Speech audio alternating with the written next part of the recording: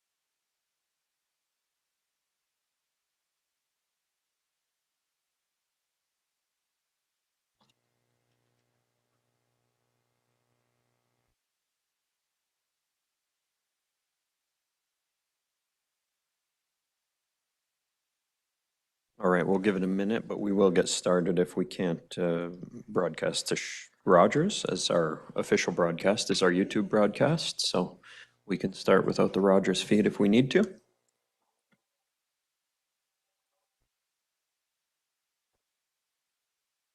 Okay, we are live on Rogers TV, on the city's YouTube page, and on Sioux Today.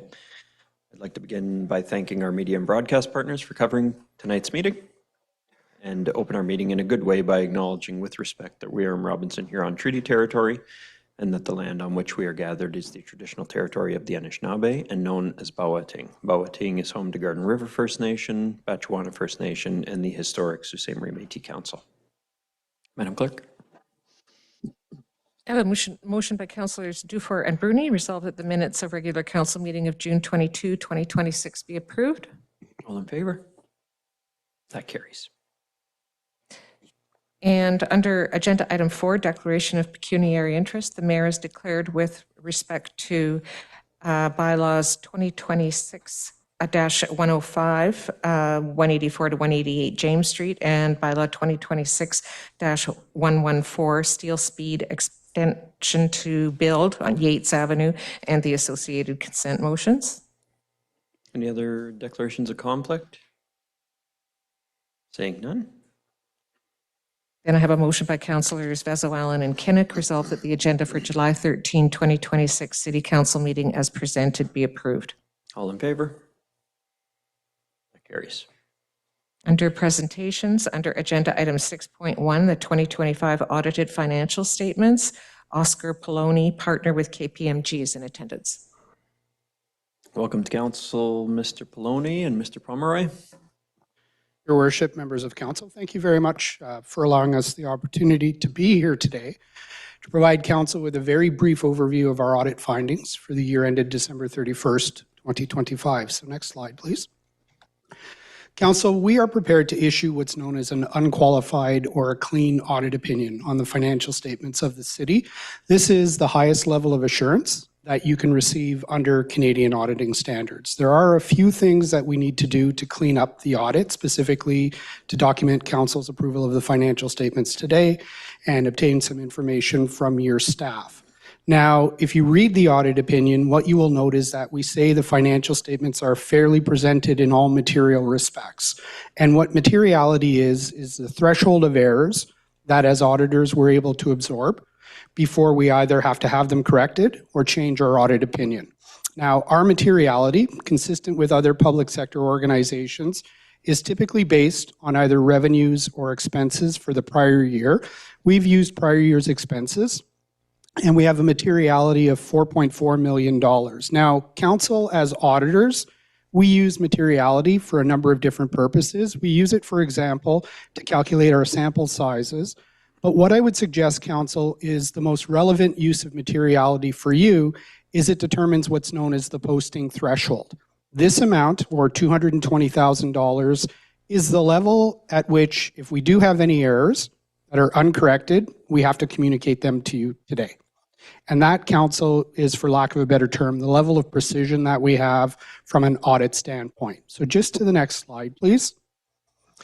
What we've done, council, is we've really summarized the key findings that have come out of the audit process, and really there isn't anything of significance that we have to communicate to you today. There's been no changes from a financial reporting or an accounting rules perspective that would impact your financial statements. No significant changes from an audit standpoint that would have required us to do additional procedures. We haven't identified any instances of fraud or contraventions of legislation or regulation. And probably most importantly, council, we don't have any uncorrected errors above our audit differences. So when we talk about this being a clean audit opinion, council, this is about as clean as it gets. So, your worship, members of council, that does conclude a very brief presentation of your audit findings. Before I say thank you, I would like to thank your staff. We receive excellent cooperation from the finance team and other members of the City of Sault Ste. Marie, and I'd be remiss if I didn't take the time to express our gratitude for the appreciation provided to us. So, council, that concludes our audit findings presentation. If there are any questions, more than happy to answer them at this time. Thank you, Mr. Poloni. If council Any questions of KPMG? Councillor Vezo-Allen? Or on item 7.1? 7.1, the consolidated statements. Mhm. Thank you. Thank you, Oscar. To Ms. Schaller or Mr. Fazy, regarding the consolidated statements on page 2, under the expenses, and I just would like a high level of what it entails. Under protection services, there's a expenditure of just over 64 million. If you could just kindly explain what that entails in terms of expenses, what that covers.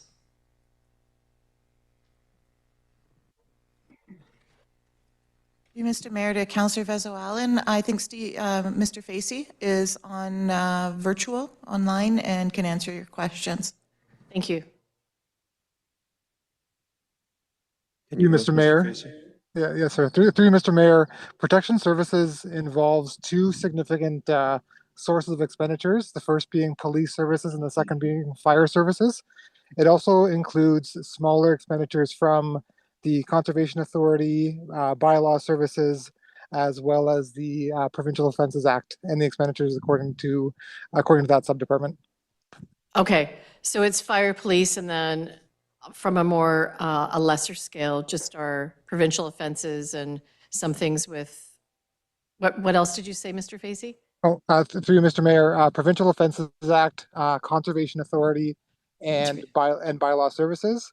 The lion's Okay. share is definitely police services and fire services. Okay, thank you very much for that explanation on that.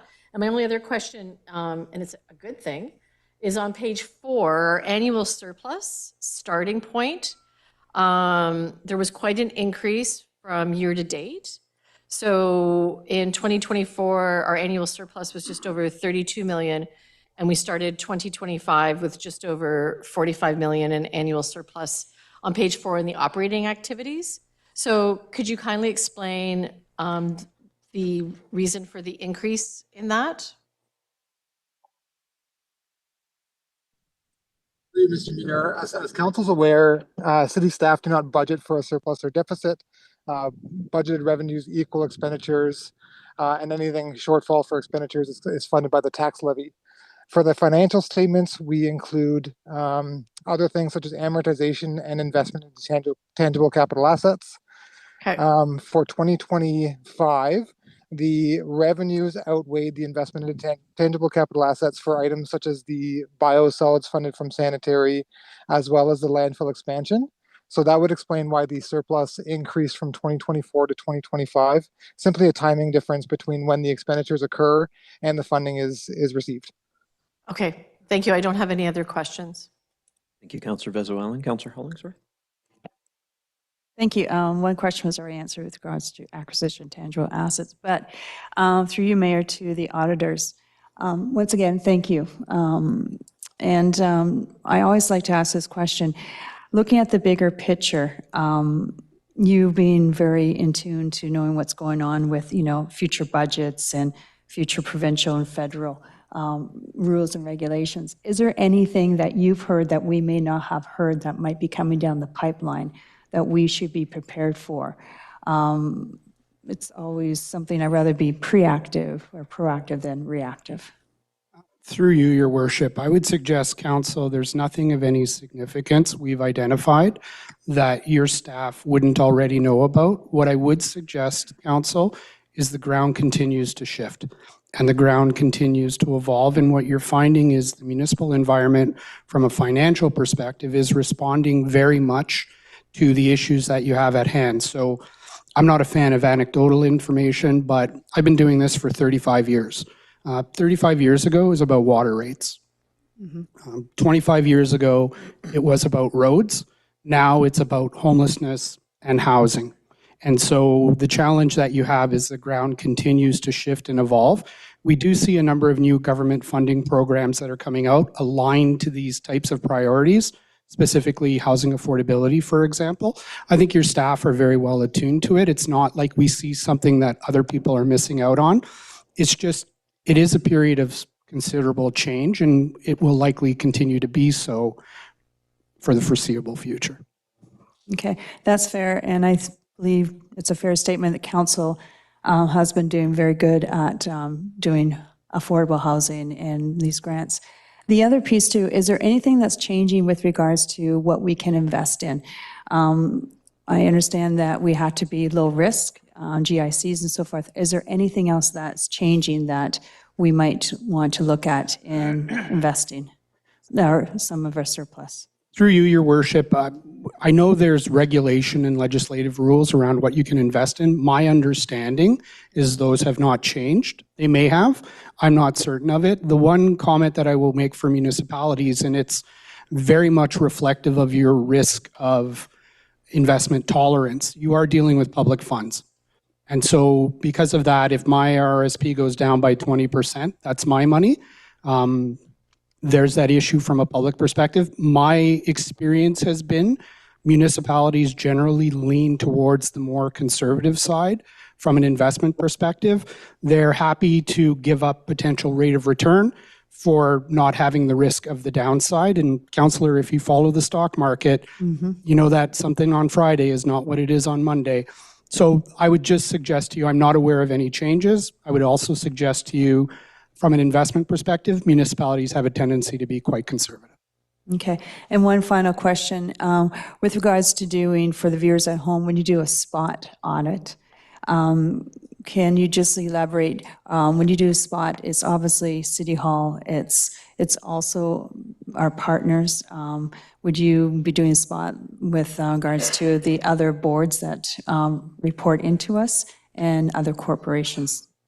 Through you, your worship, the city's financial statements, as we've mentioned, are consolidated. So they include all of the entities that are inside what's known as the government reporting entity, basically what you control. In certain cases, what you find is they are subject to standalone audits. So for example, the PUC, the library board, those have their own individual audits. And then there's the audit, basically from a city perspective, where we pick up everything else. From the concept of spot audit, Councillor, maybe what I'll do is I'll just say this. Included in all of our audits is what we call elements of unpredictability. These are procedures that we undertake specifically to try to shake things up, to do things differently, and to look in areas where we haven't looked before. In certain cases, these are intended to look for fraud or indicators of fraud. In other cases, they're looking at internal controls. So for example, Council, this year we looked at expense reports for staff and council members to try to get some sense as to the control environment over that. So we do integrate them. They're different by organization, but as auditors for the consolidated statement, we're actually required to document the fact that we've audited enough. And so all the boards, all the agencies really do get a touch. Okay, thank you, that's all. Thank you, Councillor Hollingsworth. Anyone else on the presentation or item 7.1? Okay, seeing none. There is no vote on that at the moment. Thank you. Thank you very much. So under agenda item 6.2, the YMCA progress update that appears under regular agenda at 8.3.1. I have a motion by Councillors Dufour and Bruni resolved that the report of the Deputy CAO Community Development and Enterprise Services dated July 13, 2026 concerning YMCA progress update be received as information. And we have James Chan, the Chief Executive Officer for the Sault Ste. Marie YMCA, and Peter Dinsdale, the Chief Executive Officer for YMCA Canada, in attendance. Welcome to Council, Mr. Dinsdale and Dr. Chan. Pleasure to have you both here. The floor is yours. Great. Thank you so much, Mayor Shoemaker and members of Council, for allowing us to speak today. My name is Peter Dinsdale. I'm the President and CEO of YMCA Canada. I'm joined by Dr. James Chan, CEO of the YMCA of Sault Ste. Marie. I'm pleased to be here today under much better circumstances than was in May 2004. Back then, we had announced that the YMCA Sault Ste. Marie, a charity that has served generations of families, would soon close its doors. I want to recognize the extraordinary leadership of the Lukenda Charitable Foundation, whose decision to purchase the building created the breathing room needed for the YMCA to begin rebuilding. I want to recognize the extraordinary leadership of everyone who's donated, volunteered, fundraised, purchased a membership, I want to thank the City of Sault Ste. Marie for your leadership and your support during the critical moments. Your investment gave the YMCA the opportunity to stabilize and begin looking towards the future. The reason this community fought so hard to save the YMCA was never because of what was in the building, but because of what happens inside of it. With the support of partners, staffs, and volunteers and members, the YMCA Sault Ste. Marie has stabilized their operations and focused on rebuilding a strong foundation for the future. Today, we can say the immediate crisis has passed. Every day, more than 700 members go through the door of the McNabb Street Centre to improve their health, participate in an array of community programs, and enjoy a sense of belonging. Similarly, more than 500 children are cared for in YMCA childcare programs across Sault Ste. Marie. But stabilization is not the same thing as sustainability. Surviving is not the same thing as thriving. There's important work ahead for the YMCA to remain a vital part of this community for generations to come. The question before us is no longer whether the Sault Ste. Marie needs a YMCA. The community has already answered that. The question now is, what kind of YMCA does this community need for the next generation? Good evening, Mayor Shoemaker, councilors, friends. I just want to build on what Peter has outlined a moment ago and talk to you about how, in many ways, the YMCA's journey actually mirrors that of Sault Ste. Marie itself. Our city is embracing change. The Soo is planning for new opportunities, attracting new investment and building toward a stronger future. We understand that while today's challenges are real, there's a great opportunity to build something even better for tomorrow. We believe the YMCA exemplifies that spirit of transformation. Our main facility at the McNabb site has been home to the Y for generations. It is where countless people have learned to swim, built lifelong partnerships, friendships, strengthened their health, and discovered their potential. On a side note, I just want to mention how many people approach me as the Chief Executive Officer and tell me that they have grown up at the Y, that their parents grew up at the Y, that their grandparents grew up at the Y. We've been a part of this community for 125 years. We're a cornerstone of the fabric of Sault Ste. Marie. The future, though, isn't about the status quo and maintaining an aging building.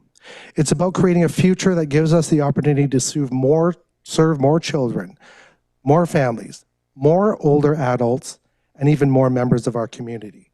Across Canada, the YMCA is recognized as more than a recreation provider. The Y is a long-term partner in building healthier and more connected communities. And every one of those partnerships looks different because every community is different. But they all started with the same question. How can we work together to create something that better serves our community? That's why we're here today. We invite you to imagine with us what the Y could become as part of your vision for a vibrant, growing, and healthy Sault Ste. Marie. We would like to strengthen a relationship with the city and the Y and to build our shared priorities, shared responsibilities, and shared commitment to ensuring every person in our community has the opportunity to thrive.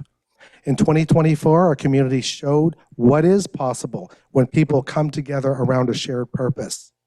Now together, let's imagine what's possible for Sault Ste. Marie. Thank you. Thank you. Council, questions? Councillor Vezoali? Just a comment, Mayor, and thank you for coming. I will say, as everyone around this table that's on the DSAB Board of Directors, Councillor Spina, Councillor Caputo, Councillor Bruni, myself, Councillor Zagordo, we were very relieved that a solution was made because those daycare spots, if they were lost, would have been extremely detrimental to our community. We're already looking at about still 1,500 daycare wait list. So thank you to you and your team and everyone that's been involved. I know Virginia McLeod and Brett Lamming put a lot of work in this. So, even just from that perspective, from that DSAB perspective of the daycare, it would have been catastrophic for working families, caregivers to continue to do what they need to do and for children to get care. So I just wanted to give kudos to Virginia and Brent for a lot of the work that they did to make that happen. So thank you. Thank you, Councillor Vezoali. Councillor Hollingsworth? Thank you, through Mayor. I just want to echo my colleagues' comments, Councilor Lisa Bezuel, and yes, Virginia McLeod and Brent, thank you for all the hard work that you have done. And at this time, I want to say thank you, gentlemen, for coming to council tonight. And I know you have a colleague that's sitting behind you. It's important that you're here to give us an update. And I know that we've had some updates throughout today at the YMCA. And I guess my main question is, where do we go from here? You gave a very high-level request to say, let's continue to work together. But are you going to be coming back to us, you think, closer to budget time? Do you have a start of a plan, or are you starting the next 5-year plan? When can we expect another update with some maybe action items that we maybe will sink our teeth into? Thank you very much for the question. Let me begin by saying that we have a 1-year association plan that's just been approved by our board of directors, and it includes 4 major priorities. Number 1, building our governance and leadership. Number 2, working on our financial stability and sustainability. Number 3 is around quality and safety, and 4 is our vision for the future. So where we would like to invite you to take a look at that is on our website, but we do have printed copies here for anyone to get into the detail. But I can tell you that we will come back at your request and also give an update as to where we are a year from now with regard to all of those matters. In addition to that, I can tell you that we're also interested in building a future together, like I said in my portion of the speech, and that could take a number of different forms. We've been in talks with a number of different partners and have some different opportunities before us, and we'll be considering those seriously and looking forward to working with the city to identify and address needs that arise. What I like about the YMCA is it's very clear that you touch on many of the pillars that we have outlined in our strategic plan, such as basically immigration, how to help our new Canadians, childcare, as we heard tonight. So basically, I see the YMCA as an extension of our communities, extension of our city, and it's such a good fit. So having said that, with regards to childcare, can you just remind us how many spots there are now? Thank you, Councillor Hollingsworth. We serve about 550 children in our childcare services. We've recently just expanded that number thanks to the help of our local DSAB, as was mentioned earlier, and so that number has risen by approximately 70 to 80. The Sioux College YMCA has recently been opened, and we're celebrating that fact. We had a tour through it today. It's wonderful. It's all in place, and we have built capacity in the city that's badly needed. Okay. And what is important to, I believe, to all of us around this table is affordability for those that may not be able to have programs that involve preventive health matters or exercise. Can you comment on how we're helping families that are struggling? Absolutely. Part of the WISE mandate and also our values is serving people in need, and we have subsidies that are made available to people when they demonstrate that need. We have a lot of different very generous donors that help support memberships at our Y, and our programming is existing and being developed to serve various populations, including those who are less fortunate than ourselves. Okay. 2 final questions. If there's someone that's listening tonight or read tomorrow's media, how can they get in touch with the YMCA to make a donation? Is it through your website? Can they come and see you directly? Actually, it's both. Thank you so much for the question. Yes, we do accept and graciously really appreciate the generosity of people. If you can make a donation through our website, but also coming to the Y at 235 McNabb Street. And I'd love to see you all and tell you more about what we're doing here, because we're embarking on a lot of great things, and there's just not enough time today to talk about them all. Right. And even though we tonight are somewhat celebrating that we have helped the YMCA, we're still not out of the woods yet. And so we do still need continuous support. Would that be a fair comment? Yeah, I think one of the key messages is just that. You don't get in the kind of crisis this Y was in with just one thing and get it over with in just 1 year. We had leadership board crisis. We had membership model crisis. You had deferred capital maintenance on the building crisis. Elements of those have been addressed. There's still more work to be done, frankly. So we still need support as we move forward and to work in partnership to see what the vision is moving forward. You can stabilize the operations, but the question is, what do you want this to become? How can it serve your community even better? Okay. Thank you again for coming to Sault Ste. Marie, representing all the YMCAs. It's a big deal that you're here, and I believe I have heard that most people are impressed how fast Sault Ste. Marie has come together. I don't like using the word save, but to really support a building block, a cornerstone of our community. Is that fair to say? Yeah, unfortunately, there's been other Ys in the country that have gone through this exact same thing you went through. And as we went to save childcare, by the way, we were never abandoning childcare in this community. We came here to do that with the understanding that that last board came to the decision that it was time to move on from the facility itself and to run a separate Y. In other communities, it ends there. And we have a graceful exit. We transfer the childcare agreements to another provider. We do what we can to sell the building, liquidate the assets so the board's not held liable. That didn't happen here. You're at the exact same fork in the road. And at that moment, this community came together, which I think is very, very impressive. But again, not to be the downer, the work's not done. And I think we just need to continue to work together. We're impressed with the work the Y has done, again, with all the partnerships that we referenced, but there's much, much more to come. Great. So again, what I like about the YMCA is that we are not reinventing the wheel. We don't have to reinvent the wheel. We don't have to go out and start a program totally brand new for teenagers. You have programs for teenagers. Going out and starting a brand new program to welcome new Canadians, you have that. So as City Council, I like investing more money, or would want to invest more money to YMCA, because why start brand new when we have the wheel? We just need to strengthen it. So many times we reinvent the wheel and it's already there. Thank you to you, your team, for what you've done. And I know later in the agenda, we're talking about the port and some significant money. I really hope as council moves forward in the future, we put money aside to help this, because it's helping the whole community. It serves and it touches on all our pillars that we've been trying to work on. Thank you. That's all.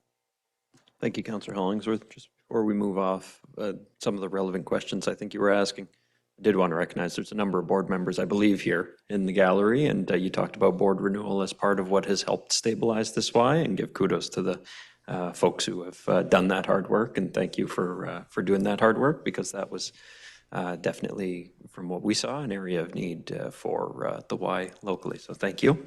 And we've got other questions, but because you asked about donations and you mentioned the website, it's ssmymca.ca. Councillor Spina? Thank you, Mr. Mayor. Thank you to our speakers for being here. First question, thanks for bringing up the website. First question, you mentioned on the website that's where a lot of your plan was. I'm on the website. Where is that?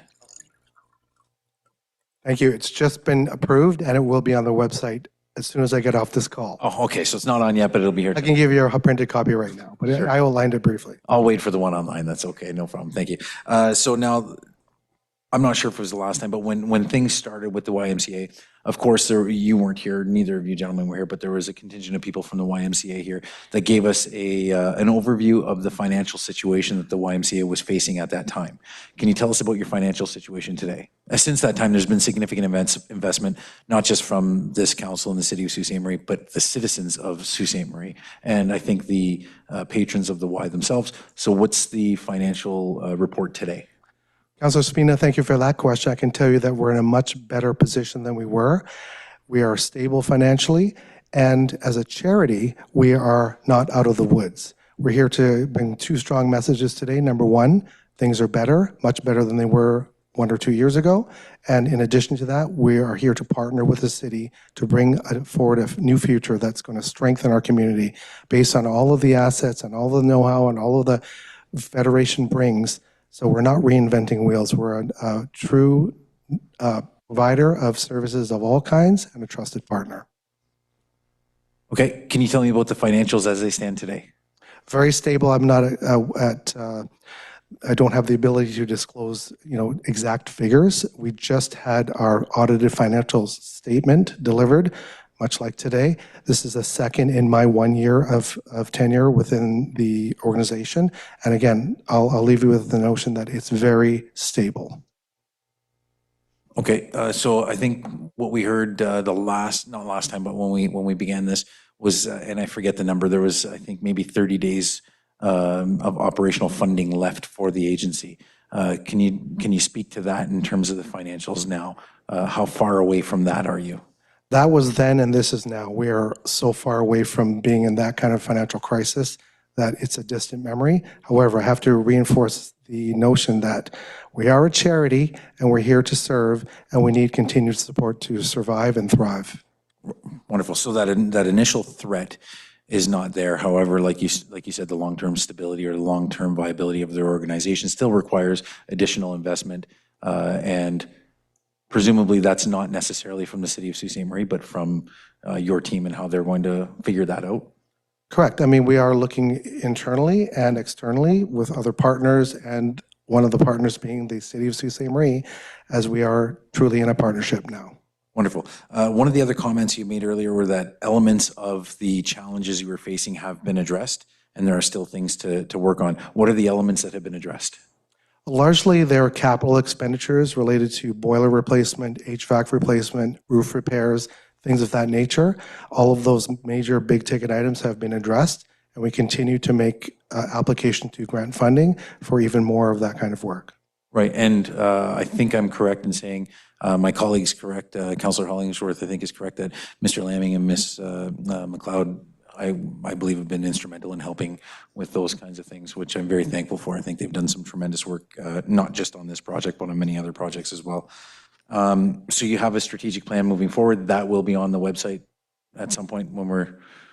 To be clear, it's a one-year association plan, also known as a business plan. It helps us map the operations for the next year. So while we stabilize even further, we are going to embark on a full 3-year strategic plan starting now. And we're also looking at other future parts. That fourth pillar I mentioned, the future, is about looking at our infrastructure, our facility, where we'd like to head in terms of meeting the needs of the community. Okay, and can you tell me what's next to be addressed, or what's the next area of greatest need? Of course, the financial stability was probably the first and foremost that needed to be addressed, and then there's the building issues, let's call it. What's the next issue that you need to address? Sorry to reiterate, but I think that leadership is strong now, and it needs to be strengthened further. So we're going through layers of leadership development, starting with the YMCA Canada's Good Governance Project, which is a governance review. In addition to that, leadership at all levels will be going through further training, advancing their skill sets, and in addition to all of that, quality and safety are job one, and we will be addressing any concerns related to safety so that we raise the standards to the highest level and ensure that all people are safe and protected when they come to our care. Wonderful. And Mr. Dinsdale, you weren't here previous, but I do want to let you know that I do appreciate you coming here today to help provide that update. Not just the city and city council here, but the citizens of Sault Ste. Marie really made a significant investment in the YMCA in order to help keep it in our community. I appreciate that you mentioned that, and I think it's very important that your presence here shows the citizens of our community the reciprocal respect that you have for them for that investment that they made, and I'm very thankful that you've chosen to come here and actually show that investment and be here and answer these questions. So thank you much for your time, and thank you all the board members as well for everything you've given to the organization and the new leadership. So thank you all for that work, and please continue to keep us updated and let us know where we can potentially help. That's all. Thank you. Thank you, Councillor Spina. Councillor Caputo? Thank you, Mr. Mayor. My question for Mr. Dinsdale, actually. So what was the relationship that YMCA Sault Ste. Marie had with YMCA Canada when our YMCA was in its greatest crisis versus now? Well, it certainly wasn't ideal. We had a leadership that was very myopic, very much internal, not participating in broad federation initiatives, allowing us to get in. We have two bylaws in our constitution. One is bylaw 12. If you're in crisis, if you're going to bring risk to YMCAs across the country, we have the ability to come in at the end of the day to take away your ability to be a YMCA. That's the shingle. That's the only hammer we have, frankly. that prevents any other community from doing something that's going to ruin the reputation of your YMCA here. It was the view of the Federation that your operations at this Y got to that level. That if you did make payroll, the capital maintenance deferral, the nature of the programs, your score in child safety and protection, your aquatic standards, are all kinds of things that needed to improve. Once that determination was made, we had a team that was able to come in and begin to assess. We formally notify the board that they're in this process. If they don't agree, they go to bylaw 15, we monitor them, and eventually we decide to move if something happens. We put an action plan in place. Those are the elements that James was talking about. All crisis in nonprofits begins with leadership, board, and staff. That was the case here. You had a building with a lot of deferred capital maintenance. It's a 60-year-old building. It's bound to happen. If your revenue model is not strong enough to sustain its operations, it's going to continue to deteriorate. That's what was happening. We see now there are national standards for our programs not being met. So a team to come in and help coach, it's not overnight. It takes some time to train and coach and get different people in and address issues. That is happening. So I think some of your questions too, like what's the next step for us? The crisis portion is done again. There's still more work to do in leadership and governance, although James and his team and the board absolutely are working on it. There's more work to do in the model. Is the future of the YMCA, that size of facility with that much membership, is that financially going to be sustainable long-term? That's not clear to us yet. Let's do financial forecasting 5 years into the future to get a sense of where we can bring this operation. More childcare is great. I will tell you, there's not great revenue in childcare. It is a great, or contribution, pardon me, in childcare. There's a great community service, and we need more of it. But the way this program is set up, the Ys aren't really fattening their bottom lines by doing a whole bunch more childcare. So these are examples of the challenges, which is why it's probably a little bit frustrating. Why is it taking so long? You know, what we've done. But you provided the breathing room for the Y to work through these issues, but we're not done yet. And sometimes it feels externally, we see the media and conversations, it seems like a victory lap. The work is done, time to move on to the next thing. My concern is 3 years, we slide right back in if we take our foot off now. And now is the time to continue the improvement, continue to support James and the board and the work that they're doing, but certainly more to come. Thank you. So just to follow up with that, how are there procedures in place to ensure that these kinds of things don't happen again from YMCA Canada, or like how? Yeah, they're blunt instruments, to be honest, because we're a federation, so we're one office. There are 37 separate legal entities, of which James and the Y is one. At the end of the day, they don't have to do things that we tell them to. Our influence is around the ability to operate as a YMCA. So if we won't meet our standards, that's why they're in this monitoring framework, and that's why we have this agreement to work through these issues, and we'll support through these issues. Imagine a scenario where James decides the next day to say, you know what, enough of this, I'm going to go on and do my own thing. We don't need you guys anymore. We're right back where we were before, because we don't have the sense yet that this Y is through the crisis portion. The immediate, hair on fire is done. There's more work to stabilize it, to put on firm grounding for the future to continue to serve. So now, because this has occurred, we are here. It was a mythical YMCA in Kenora. We don't have one there, so that's a safe one to use. Thank God I didn't use a real one. If they were in a similar situation, but we couldn't get in there, they weren't bylaw 12 worthy yet. They weren't about to be a risk, but they're not following our standards. They're slipping. It's a blunt instrument to get in. You have to force yourself in. If a board say no, and a CEO say no, they're a separate legal entity. It's hard to get in, so we have to find the right mechanisms.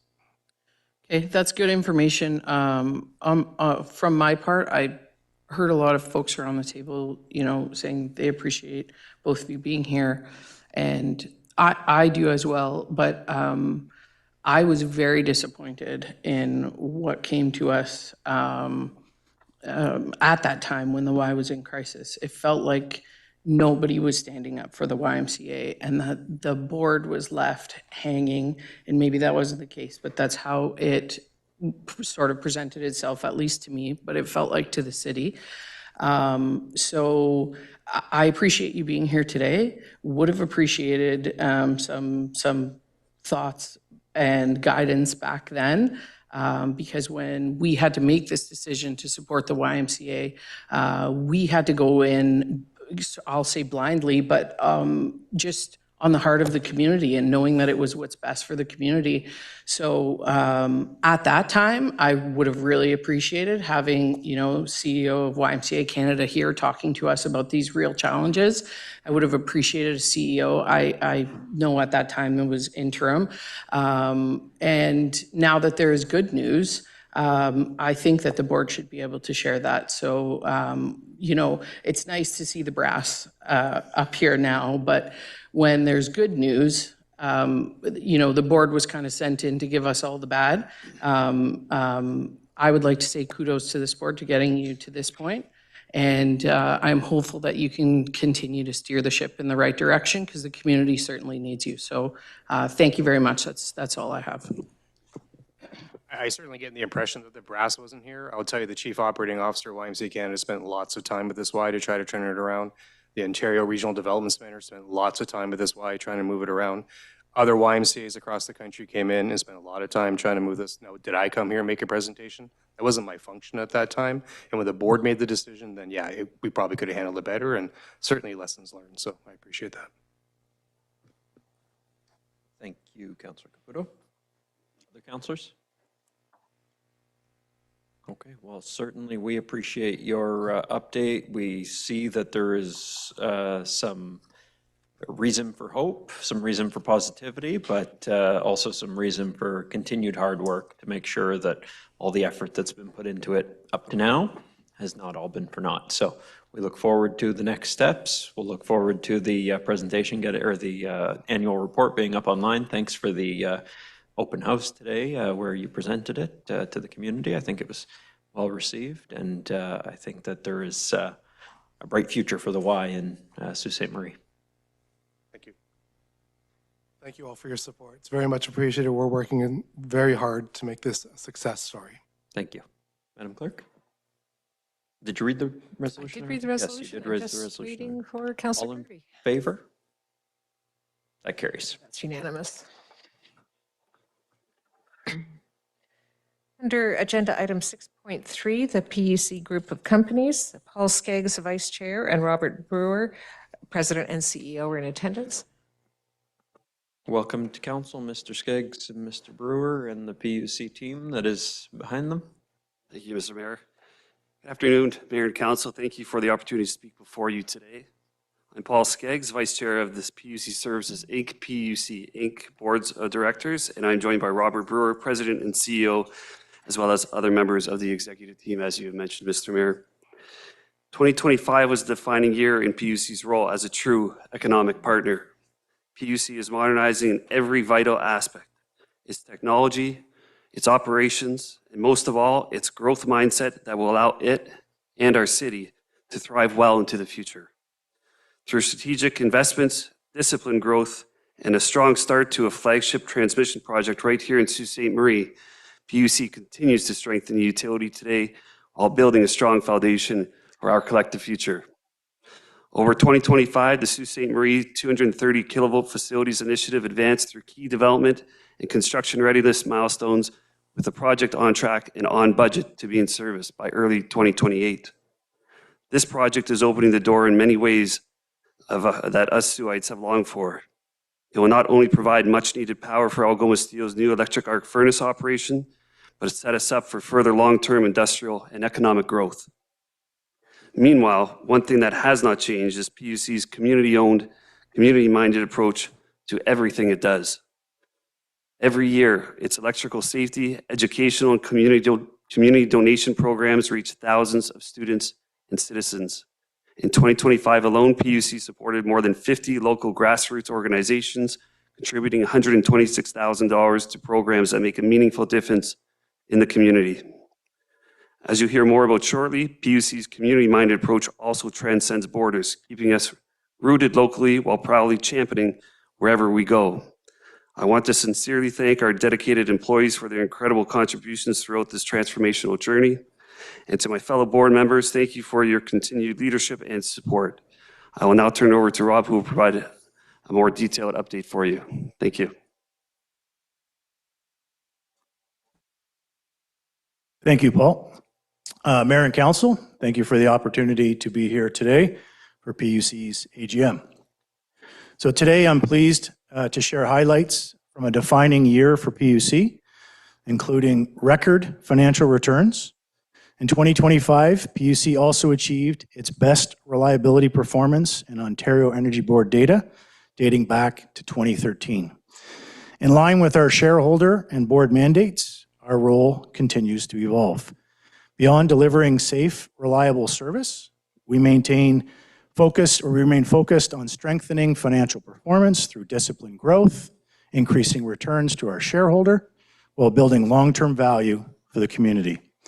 And our results speak to that progress. The highlights we're sharing today from our 2025 sustainability report show the momentum that we've been able to build through modernization and innovation and the opportunities that lie ahead, and hence this year's theme, Momentum Through Modernization. Of course, none of these initiatives would be possible without collaboration with the city, our customers, our Indigenous partners, our peers, and industry leaders. Now, this includes both our local partnerships and our growing partnerships outside the community. We've reached a pivotal moment, one where PUC is uniquely positioned to leverage its expertise, its assets, and its partnerships to drive local growth, to attract investment, and to generate sustainable long-term returns. Right now, Sault Ste. Marie has a clear opportunity to shape its own future with PUC as a true economic partner and enabler. Let's take a closer look at how that impact is already being realized. PUC's 2025 results reflect the deliberate steps that we're taking to strengthen the utility today and for the future. These steps include strategic investments in technology, infrastructure, and Sault Smart Grid modernization, disciplined growth through our affiliates, and advancing sustainability with EV adoption, net zero carbon goals, and strong community partnerships. Today, I'm going to update you on these steps in more detail, starting with technology. At PUC, we manage hundreds of kilometers of underground water and electric infrastructure, some of which is more than a century old. Like many Ontario utilities, we relied on a mix of legacy and paper records, creating safety risks and inefficiencies. In 2025, we transformed our approach by introducing RTK technology into our locates process. That improved our accuracy from 3 to 5 meters down to just 2.5 centimeters, with data captured in the field and uploaded directly into our GIS system. In the past, locates were marked with paint and not saved digitally. Today, each locate becomes a precise, permanent data point available instantly across the organization, and crews can capture coordinates, photos, and notes in real time and use TrackBack to quickly return to stored points. The result of this is better planning, reduced risk to excavations, stronger asset protection, fewer customer disruptions, and a lower environmental impact. A more modern, reliable way to serve the Sault Ste. Marie community. Another pressing challenge that Ontario utilities are facing is the growth of distributed energy resources, known as DERs, combined with increasing customer expectations for reliability and affordability. This requires a modern approach to managing the electrical grid, improving system performance while avoiding additional costs to customers. The Sault Smart Grid continues to provide a solution to this challenge, with clear benefits evident through the data. According to publicly available Ontario Energy Reliability data that dates back to 2013, 2025 was PUC's most reliable year on record, with the lowest average outage duration and the lowest average outage frequency reported during that period. PUC achieved SAIDI, which is our outage duration stat, and SAIFI, which is our outage frequency stat, results of 0.94 and 1.03 respectively, compared with 2.14 and 2.17 in 2024. Now, the strong performance reflects the benefits of the Sault Smart Grid, which in 2025 prevented outages for more than 10,000 customers and avoided over 900,000 customer outage minutes. Compared with 2024, customer benefits increased by 60%, while outage minutes avoided increased by 40. Next, I wanted to provide an update on our strategic growth. So this slide shows the PUC group of companies as it stood in 2025.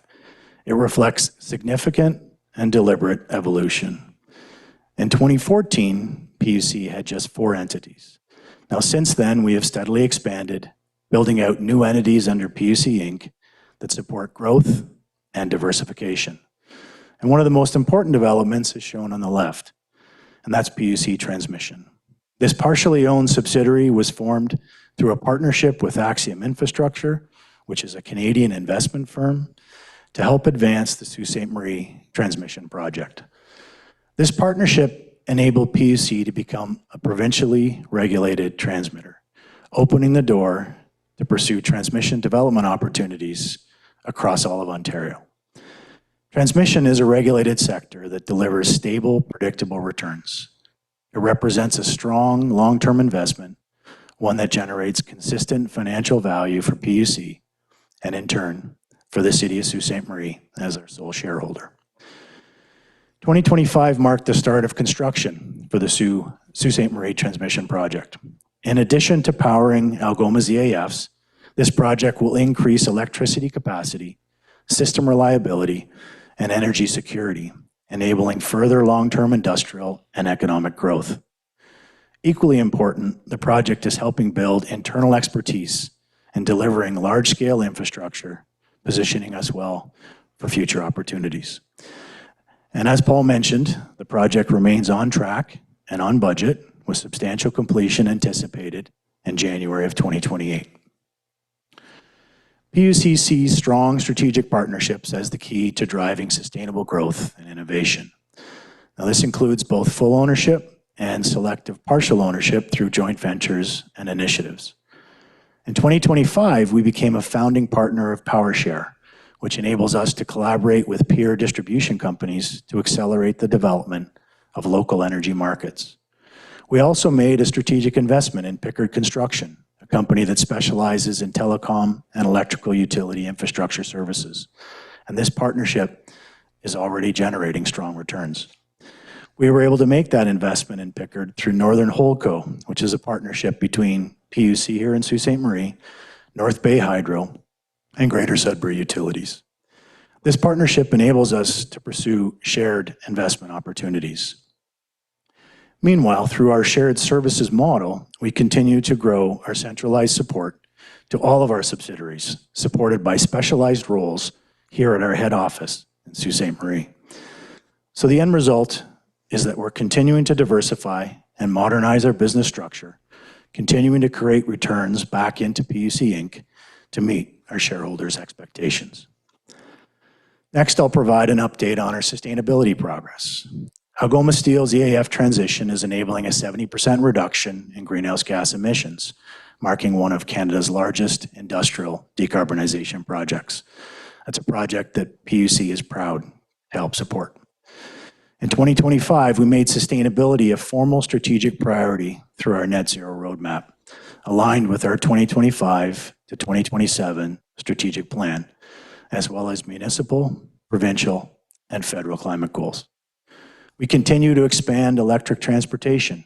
We now have 36% of our light-duty fleet as electric, helping reduce operating costs by an estimated 20% annually.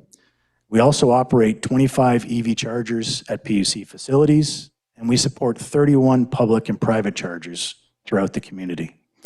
Looking ahead, we'll continue to advance our net zero strategy through initiatives such as renewable energy development, including solar, and exploring carbon credit opportunities.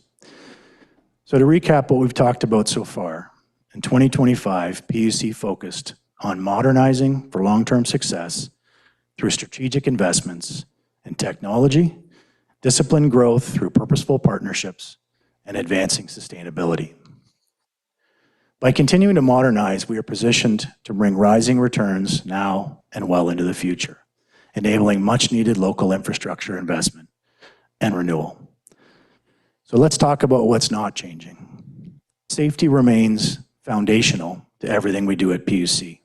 It's a core value that guides our operations, our planning, and our community engagement.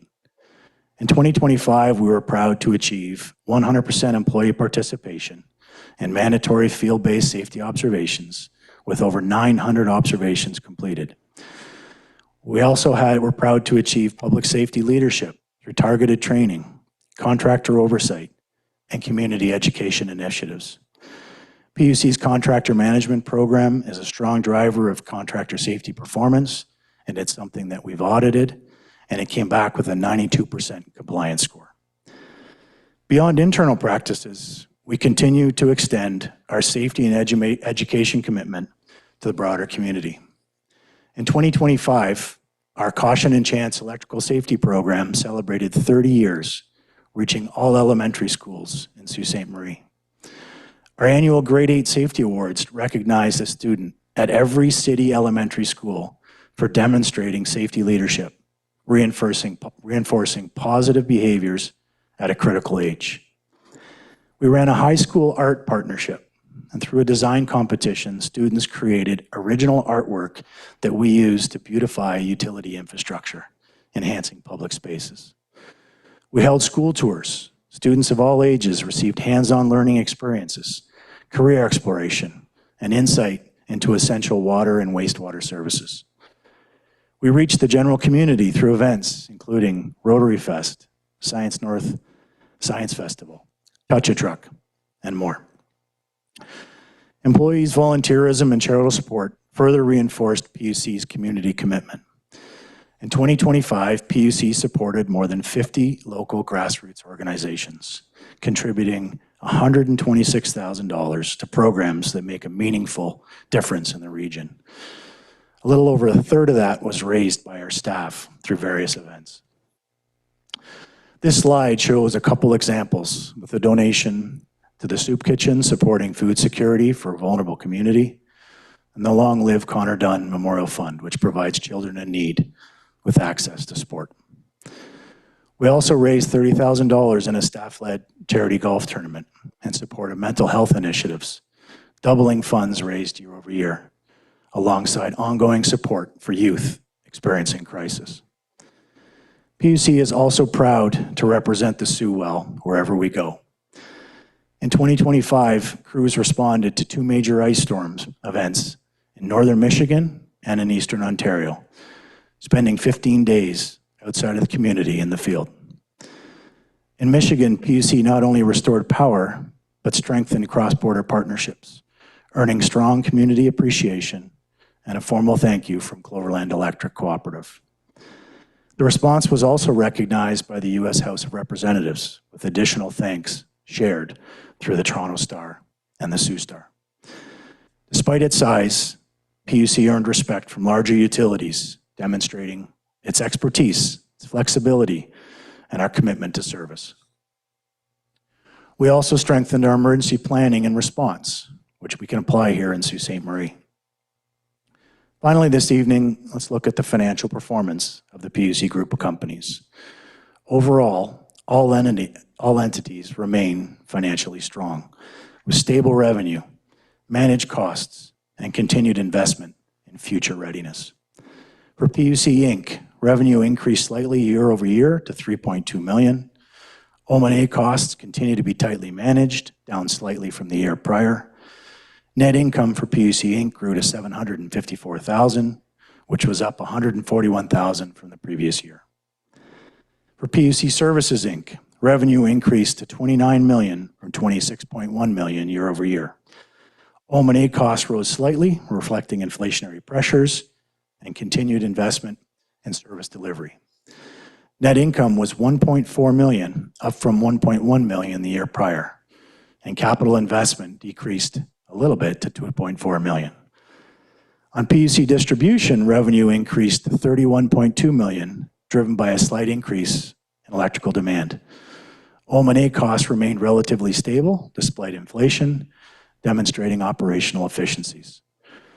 Income rose to $6.3 million, increasing by $1.9 million from the year before. And capital expenditures were $9.9 million as we invested in critical infrastructure upgrades, renewals, and replacements. For the PUC Commission, Revenue rose to $30.6 million, continuing a strong upward trend, and OM&A costs increased slightly year over year. The annual surplus was $9.4 million, an increase from 2024, supporting future investment in the water utility. Capital expenditures were $11.5 million, reflecting water main relining projects, infrastructure replacements in conjunction with projects such as city road reconstruction.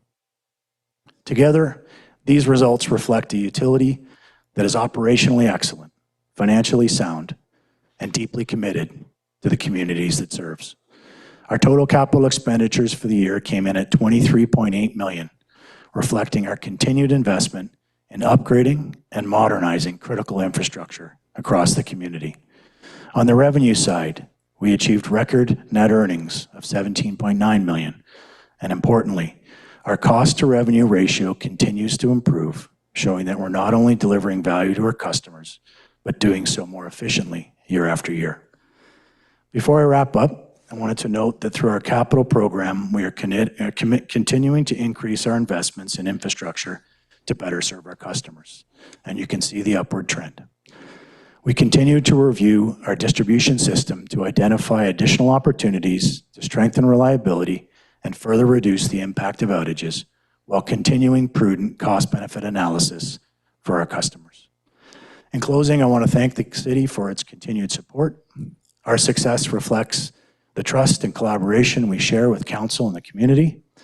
The progress that we're making is intentional and rooted in a clear strategy for growth that is driving innovation and driving funds back to Sault Ste. Marie. We're proud of the momentum that we've built, and we're looking forward to unlocking more opportunities ahead. I'll now open it up to any questions you might have.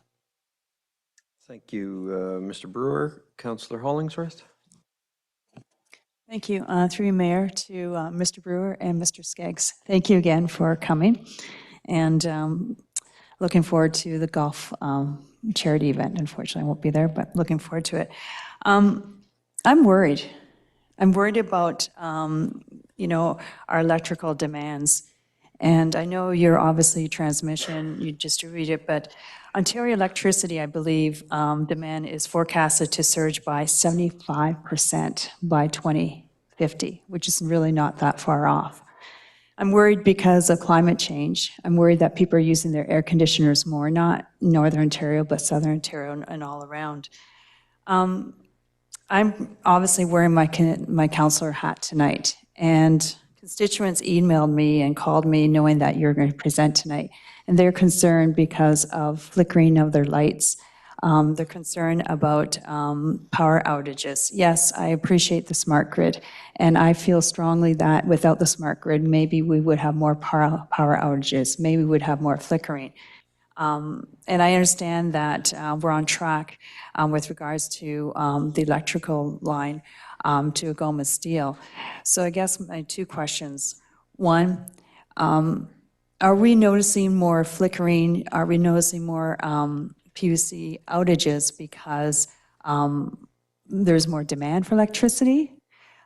Two, once we have the in-service transmission line up to Agoma Steel, is there a better chance that we're going to see less of this flickering and power outages? If you can make those comments on those two areas. Thank you. No, I appreciate the question. I mean, I think as a utility, every time there's a power outage, it's a concern for us. It's our customers rely on it. A lot of times their livelihood relies on it if they work from home or if they have businesses that rely on having reliable power. And so we very much appreciate that. I will say that with respect to outages, we've had 4 major outages this year that were related to supply from the transmission side. Those are our 4 major ones. We don't have control over the power as it gets to the distribution. We have control over when it does reach the distribution system. And so what I would say to you on that one is that there are other factors that are going into the majority of the issues that we have seen, and we've been working with Hydro One, our upstream transmitter, to try to better understand and improve that situation. I think they have come out publicly and said that in one of the cases, they had an employee who made a mistake. The end result of that mistake was our entire town went off. Well, that obviously isn't acceptable from anybody in town, and it's not acceptable to them. And so we're all working to make that better. With respect to flickering, we had a number of concerns that date back now probably 9 or 10 months where we've been investigating the flickering. We had a third party install meters on our supply feed from the transmission system. And we were able to confirm, which we have publicly, to say that the flickering is starting from outside of PUC's system and coming in. And so that is something we're working with Hydro One to better understand. I will say that we have seen less activity now that we've gotten more involved with what they're doing. And I think, there's been a lot of speculation that it comes from Algoma or it comes from elsewhere. I don't think that's something that, as a distributor, we have knowledge of or can pinpoint, but we're certainly working with all involved to minimize it. So I think to answer your question on those is, I think what we've seen from a major outage perspective is coming from our supply, which isn't something we have control over. That being said, we have also had some outages within our system. We had some over the weekend, as an example, out in the Fort Creek area. And that was due to some underground infrastructure that we have that our crews responded very, very quickly to. I'll note that, even on weekends, you'll see restoration within about an hour. Well, it usually takes our crews 20 to 30 minutes to respond. I can tell you how quickly they're getting things back on. So I think we're doing a good job of responding, and I think we're working to upgrade the infrastructure as fast as we prudently can, and trying to work with our external partners as well. Thank you. In all fairness, these are the questions I've been receiving. And I want to say thank you because you're very good also replying back to emails when these questions come up. It's too bad sometimes you don't have the good old days where we used to own Great Lakes Power and we used to own our own power, but those days are gone. So depending on, receiving electricity through transmission line, as you said, sometimes can be out of our control, resulting in some of these outages. So moving on to a few other questions. With regards to, IESO, with regards to the demands for hypothetically, like I said, by 2050, 75% surge, is there anything else that you as a group, besides the smart grids, is there anything else that you're working on so that we will be in a better position for more of an appetite for electricity? Yeah. So what you look at as a challenge, I think we look at as an opportunity. We think there's opportunity for PUC to play a significant leadership role in meeting that demand. I think the building out of the transmission line over onto what is now the Tagona Station out in the West End actually gives us a lot more reliable supply into the West End, supports industrial growth, and will allow us to connect significantly more customers than we would have been able to before. I think what we're also seeing in the broader transmission area is significant upgrades happening. There is major upgrades happening between Sault Ste. Marie and Sudbury, from Sudbury down to Barrie, and actually throughout most of northeastern Ontario. There are considerable upgrades going on. That will all help reinforce the transmission side. On the generation side, there has been a number of procurement processes which will continue, and PUC is playing a significant role in proposing local solutions to some of the generation challenges that we're seeing as well. So I think we're doing everything we can from a local energy company or utility company to provide solutions and to provide opportunities for our staff and the community, and I think we'll be successful in meeting that challenge. Okay.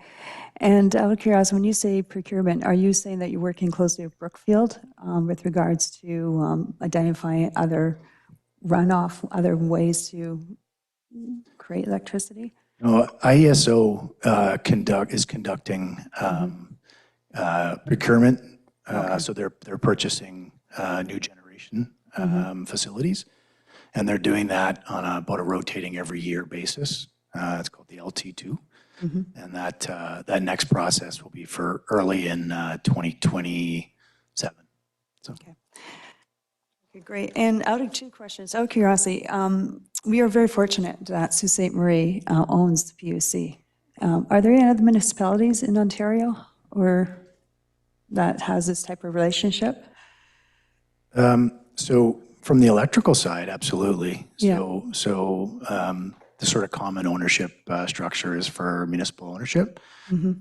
On the water side, it's more of a unique situation, what we have in Sault Ste. Marie. I think there's 4 or 5 other ones in the province where it's a utility managed system, which I think has seen some very significant benefits in terms of having a sustainable infrastructure plan. And so I think on the LDC or the electric side, it's common. On the water side, not as common.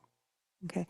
And just quickly, constituent was asking, for the people that have unfortunately lost their electricity for outage for a couple hours, is there any type of compensation? Problem, it's probably going to be difficult to do that. No, so as part of the connection agreement, there are times when then we can't supply, but we obviously don't charge them for the energy they don't use, right? So it's the best we can do. Right.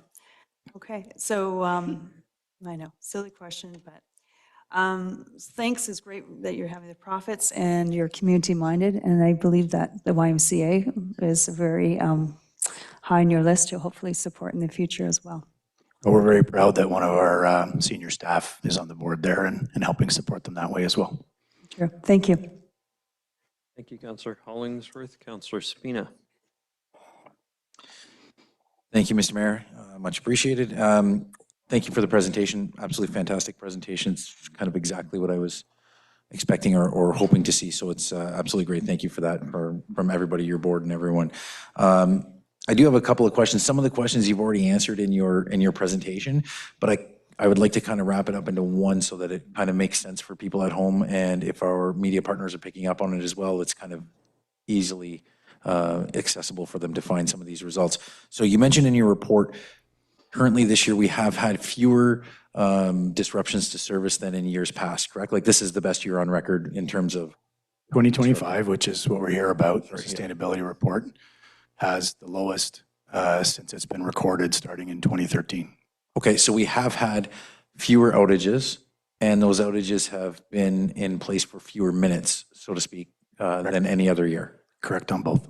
Okay, and in terms of the outages we've had, we know we've had a few of them lately, and I forget how many you said we've had in total in that year, but I believe you said 4 of them were not as a result of anything that PUC had done, but in fact were as a result of Hydro One not being able to supply power to PUC. We're careful of pointing too many fingers, but I think the idea here is that 4 of them are coming from the transmission system, not the distribution system. Correct. And so PUC distribution was having challenges with getting supply, right, which could come from Hydro One as the next available transmitter and has in some situations, or could come further down the line if there was signaling from ISO or those sorts of things. Okay. Those are the types of things that can happen, but I think everybody in the system, Hydro One included, is committed to trying to make the electrical system as reliable as possible. Right, but those outages, you have no control over. You can't control, if there's nothing for you to distribute.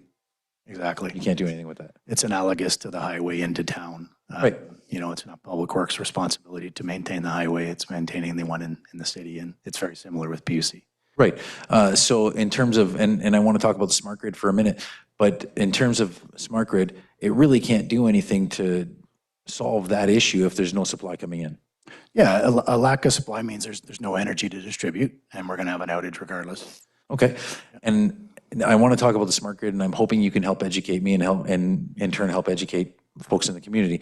So as I understand it, bringing this way down to make it very easily digestible, there are 2 main components to a smart grid. One is voltage regulation, and the second is the self-healing component. And I'm sure there's many more, but largely these are 2 of the major components, right? That's correct. Okay, so, and my colleague mentioned the flickering lights. Likewise, I've received a number of calls, emails, texts, a lot of messages about flickering lights. Could the voltage regulation component of the smart grid contribute to the flickering lights that we're seeing here? I know you mentioned that there's something upstream that is causing that, but in terms of voltage regulation, is the system itself intelligent enough to determine what it believes a home needs to, in terms of supply, and is able to regulate that voltage to such a degree that it may contribute to the flickering lights? Okay, so So a flickering light is a very momentary, very quick item. So when we look at the voltage regulation with respect to smart grid, it doesn't react quick enough for a supply voltage challenge coming in from the transmission grid. So that's why we installed and had a third party do this, but meters or monitors on our supply feed coming into town once we had started seeing the complaints with respect to flickering lights. What that was able to show us was that the supply that we were getting from the transmission grid into the distribution system was seeing those momentary glitches which would cause the flickering lights. And that way we were able to determine that the cause was outside of the distribution system or outside of PUC. Mm-hmm. And so then it became, how do we go about trying to work with those parties outside of our grid to try to determine what the challenge was and to try to work on it. And I think we've been pretty successful at reducing it, but I think with all of the construction going on across the entire transmission network, with all the new generation being brought on, with what's going on even within the community with the EAFs and everything else, there are a lot of things happening within the system which can have an impact on the broader transmission system. And so I think from a PUC perspective, we have identified that what we're getting in terms of supply isn't acceptable. And what we've seen from the ISO and from Hydro One is a whole lot of cooperation to try to fix it. And I think we've seen some progress. So to be clear, all of those factors are contributing to the issues with the supply, not the distribution that you are responsible for. So there's nothing that you can really fix on your end other than to partner with the other agencies and find a solution. So exactly. So it's for us to identify the problem and to work with them for a solution. Okay, and thank you for bringing it up. I should have mentioned it at the beginning. One of the comments that I get regularly from individuals is, the reason that we're facing so many power outages in our community is because of the EAF, and PUC is not in a position to deal that much power out, and that's why we're receiving those power outages. To be clear, how much power are you distributing currently to Algoma? We don't distribute to the steelmaking operations. We do have a traditional sort of office hookup for their office that uses very little, but right. we do not supply to Algoma at this point. The new station going in obviously will be their main supply, and with that new station comes some very significant investments in mitigating voltage swings. Right. So to clear those rumors, there's really no credibility to that at all because Algoma's EAF is not drawing on the current PUC system. That's correct. Thank you. Now, as we go to the self-healing components of the smart grid, as I understand it's, and I don't really know exactly what the proper term is, so hopefully you can help me with that. There's some kind of a switch or some kind of a component that's installed on different kinds of electrical poles within the community that helps that smart grid, correct? Yeah, there's a number of components. One's called a Viper switch, as an example, that does basically isolates a line or connects a line, right? So right. What the smart grid is that there's the two major components you mentioned earlier, right? Across the entire community, we have voltage regulation, which is the energy savings, which is, in fairness to everybody in the system, they all benefit from energy savings. Then what we've done is we've taken some of the benefit from that in keeping their bill neutral, but using some of the excess funds that we had at the time. And what we did was we made strategic investments on some of the lowest performing feeders. And that's where we've seen that reliability improvement. So we put things like Viper switches, which allow, and a number of sensors as well, which allow us to isolate where there's a fault, automatically switch, that's the self-healing component, so that it just isolates the fault and restores everybody else around it. And that happens within seconds. Right. And that's where we've seen the really significant bump in reliability improvement. That's what drove those improved numbers in 2025. It wouldn't have been prudent to make $1 million investments into feeders that were already reliable. We did it in the ones that were less reliable. And so that's where we've gotten the best bang for the buck. And so that's why you'll see that we didn't put distribution automation across the entire system because it didn't need it. but everybody needed to benefit from voltage regulation, which is the energy savings. And so we made sure that was community-wide. And we made sure that we isolate, or that we really targeted any of the sectors that had some challenging reliability, and we've seen the benefit. Okay, so if I understand correctly, if there was an area of town, and I mean, I'm not picking on any particular area, just for us, for the conversation, if there's an area of town, say downtown, that was traditionally unreliable, where there was a lot of outages, and there was an area, say, on top of the hill that was very reliable and does not receive a lot of outages, you would install the number of these Viper switches in the area that is unreliable, so that they will, if there was a potential that 10,000 customers were going to be without power, maybe only 30 or 40 are going to be without power.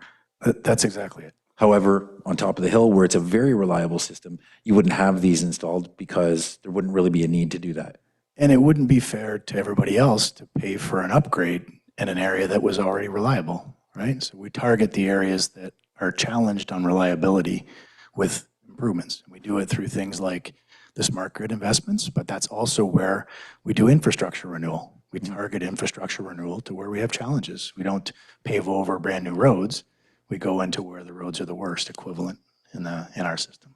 So 100% of our system, say, would be benefiting from voltage regulation, is that right? Yep. Of the residential customers, the 34.5 connected are different, but yeah. Okay, and then what would be the percentage of customers that are covered by the smart grid or the Viper switches? So, or is that easily accessible as a number? It's a hard number to give you exactly. It's between 40 and 50% that have like the active, but we have other mechanisms in the other areas. Right. And so, yeah, so what we've been able to do is to really improve the reliability of some of those challenging circuits to where people are more on a level footing with where everybody else was. Right, so while that place on the hill where it's more reliable may experience an outage, it's less frequent because it is a more reliable piece of the network. Yeah, and as we saw in 2025, the average customer experienced about one outage per year that lasted for less than a minute. Right.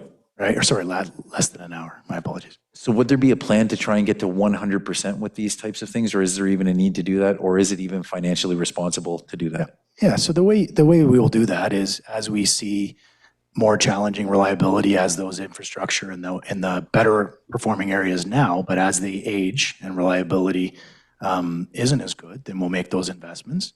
And when we rebuild a circuit, when we're already there doing construction, then we'll add those units in. So the answer is yes, eventually we would, but it wouldn't be a prudent investment to do it all now.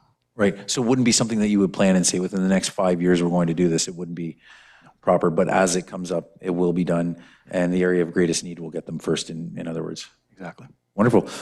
Thank you, I appreciate it. That's all the questions I have. I think that really clears that up for individuals. I hope everybody's watching, and I think that clears up a lot of information for citizens. I appreciate that. Great report. Thank you very much, and that's all my questions. Thank you, Councillor Spina. Councillor Scott. Thank you, Mr. Mayor. Thank you for the presentation, Mr. Brewer. Always a pleasure. And actually, a little blast from the past when you mentioned caution and chance. I remember caution and chance coming to my school, so it was just a little bit of nostalgia there. I had to look them up. Councillor Spina stole pretty much almost all my questions, but I'm going to take a couple of them one step further. You mentioned that 2025 was your most reliable year, and that's great. How is 2026 looking relative? Like, I know we're only about halfway through, but do we have any, is it pronounced SAIDI and SAFE? Like, do we have anything for those, for this half a year? Yeah, so we're trending not as good as 2025, but in line with where we were in 23 and 24. Okay, good. But so we are still noticing, though, the benefits of the smart grid. Absolutely. Okay, yeah. Great. And then further to his point about powering the EAF. So I knew that we're not currently distributing for it right now, but my question is, I think they're generating power on site or something to power it, right? Is that, do you know? So in order to power the 140 megawatts required from the EAF, Algoma is running Lake Superior Power, which is the gas plant on the waterfront, to the tune of about 105 to 110 megawatts, and has been able to secure an extra 30 megawatts through their connection with Hydro One. And when running that, and let's say the EAF isn't running or in between downtime, are they feeding any of that power back to the broader residential grid? or anything along those matters? No? That's not my understanding, no. No? Okay. Because I just wanted to make sure that we get all of those things. That was one question I had. And every other question, I think, has been asked by all the other councillors. So, yeah, thank you very much for the presentation. Things look great. Thank you, Councillor Scott. Councillor Bruni? Thank you, Mr. Mayor, and thank you to Mr. Skaggs and Mr. Brewer for your report. As a shareholder, we should be very, very happy. And so basically, I don't have any more questions because Councillor Hollingsworth and Spina have taken it. My concern was the outages, and you've explained it. Maybe it's time to go with the media and maybe explain it to them that you're not supplying power to Algoma Steel directly to the arc furnaces. And that's what the rumors out there, you know, that's why we have the shortages, but we know, but maybe PUC can do kind of a blitz out there to have them understand that the issues are not because of Algoma Steel. We will continue to try, absolutely. Okay, thanks. Councillor Zagordo. Thank you, Councillor Bruni. Councillor Zagordo? Thank you, Mr. Mayor. Through you to Mr. Brewer, just a quick question. Hydro One is the supplier. If they're the supplier, then are there other communities around us that are experiencing the power outages, flickering lights, and are you aware of any information from other communities that are experiencing similar effects? Yeah, so one of the, well, I mean, the one instance where Hydro One has said that somebody flipped the wrong switch, I think they've made that admission. That was at Third Line supplying Sault Ste. Marie, so that wouldn't have gone outside of Sault Ste. Marie. One of the other outages that we had was from a protection and control signal that mistakenly came from Thunder Bay and took out a considerable area, including Sault Ste. Marie. So it does happen. The flickering lights, I think, has been, it's something that's been identified in a larger geographical area as well. But obviously what we know well is what's here. So it's not something where we have the data on what's going on anywhere else. Yeah. Okay, thank you. Thank you, Councillor Zagordo. Other councillors, questions? Can't imagine that there's any questions that haven't been asked. Thank you, Mr. Brewer. Thank you to the PUC team. Excellent financial year and hopefully positive additional years to come with the connection to the distribution or transmission line in early 2028. Looking forward to how that will benefit the shareholder, which is the people of Sault Ste. Marie. So thank you. Thank you. Appreciate your time. We have a few resolutions. The first to appoint Mayor Shoemaker as council's proxy. So motion by councillors Dufour and Kinnock, resolved that City Council is now authorized to meet in open session as the sole shareholder of PUC Inc. and PUC Services Inc. And further be it resolved that City Council appoints Mayor Matthew Shoemaker as council's proxy to vote on the resolutions of the shareholder of PUC Inc. and PUC Services Inc. All in favor?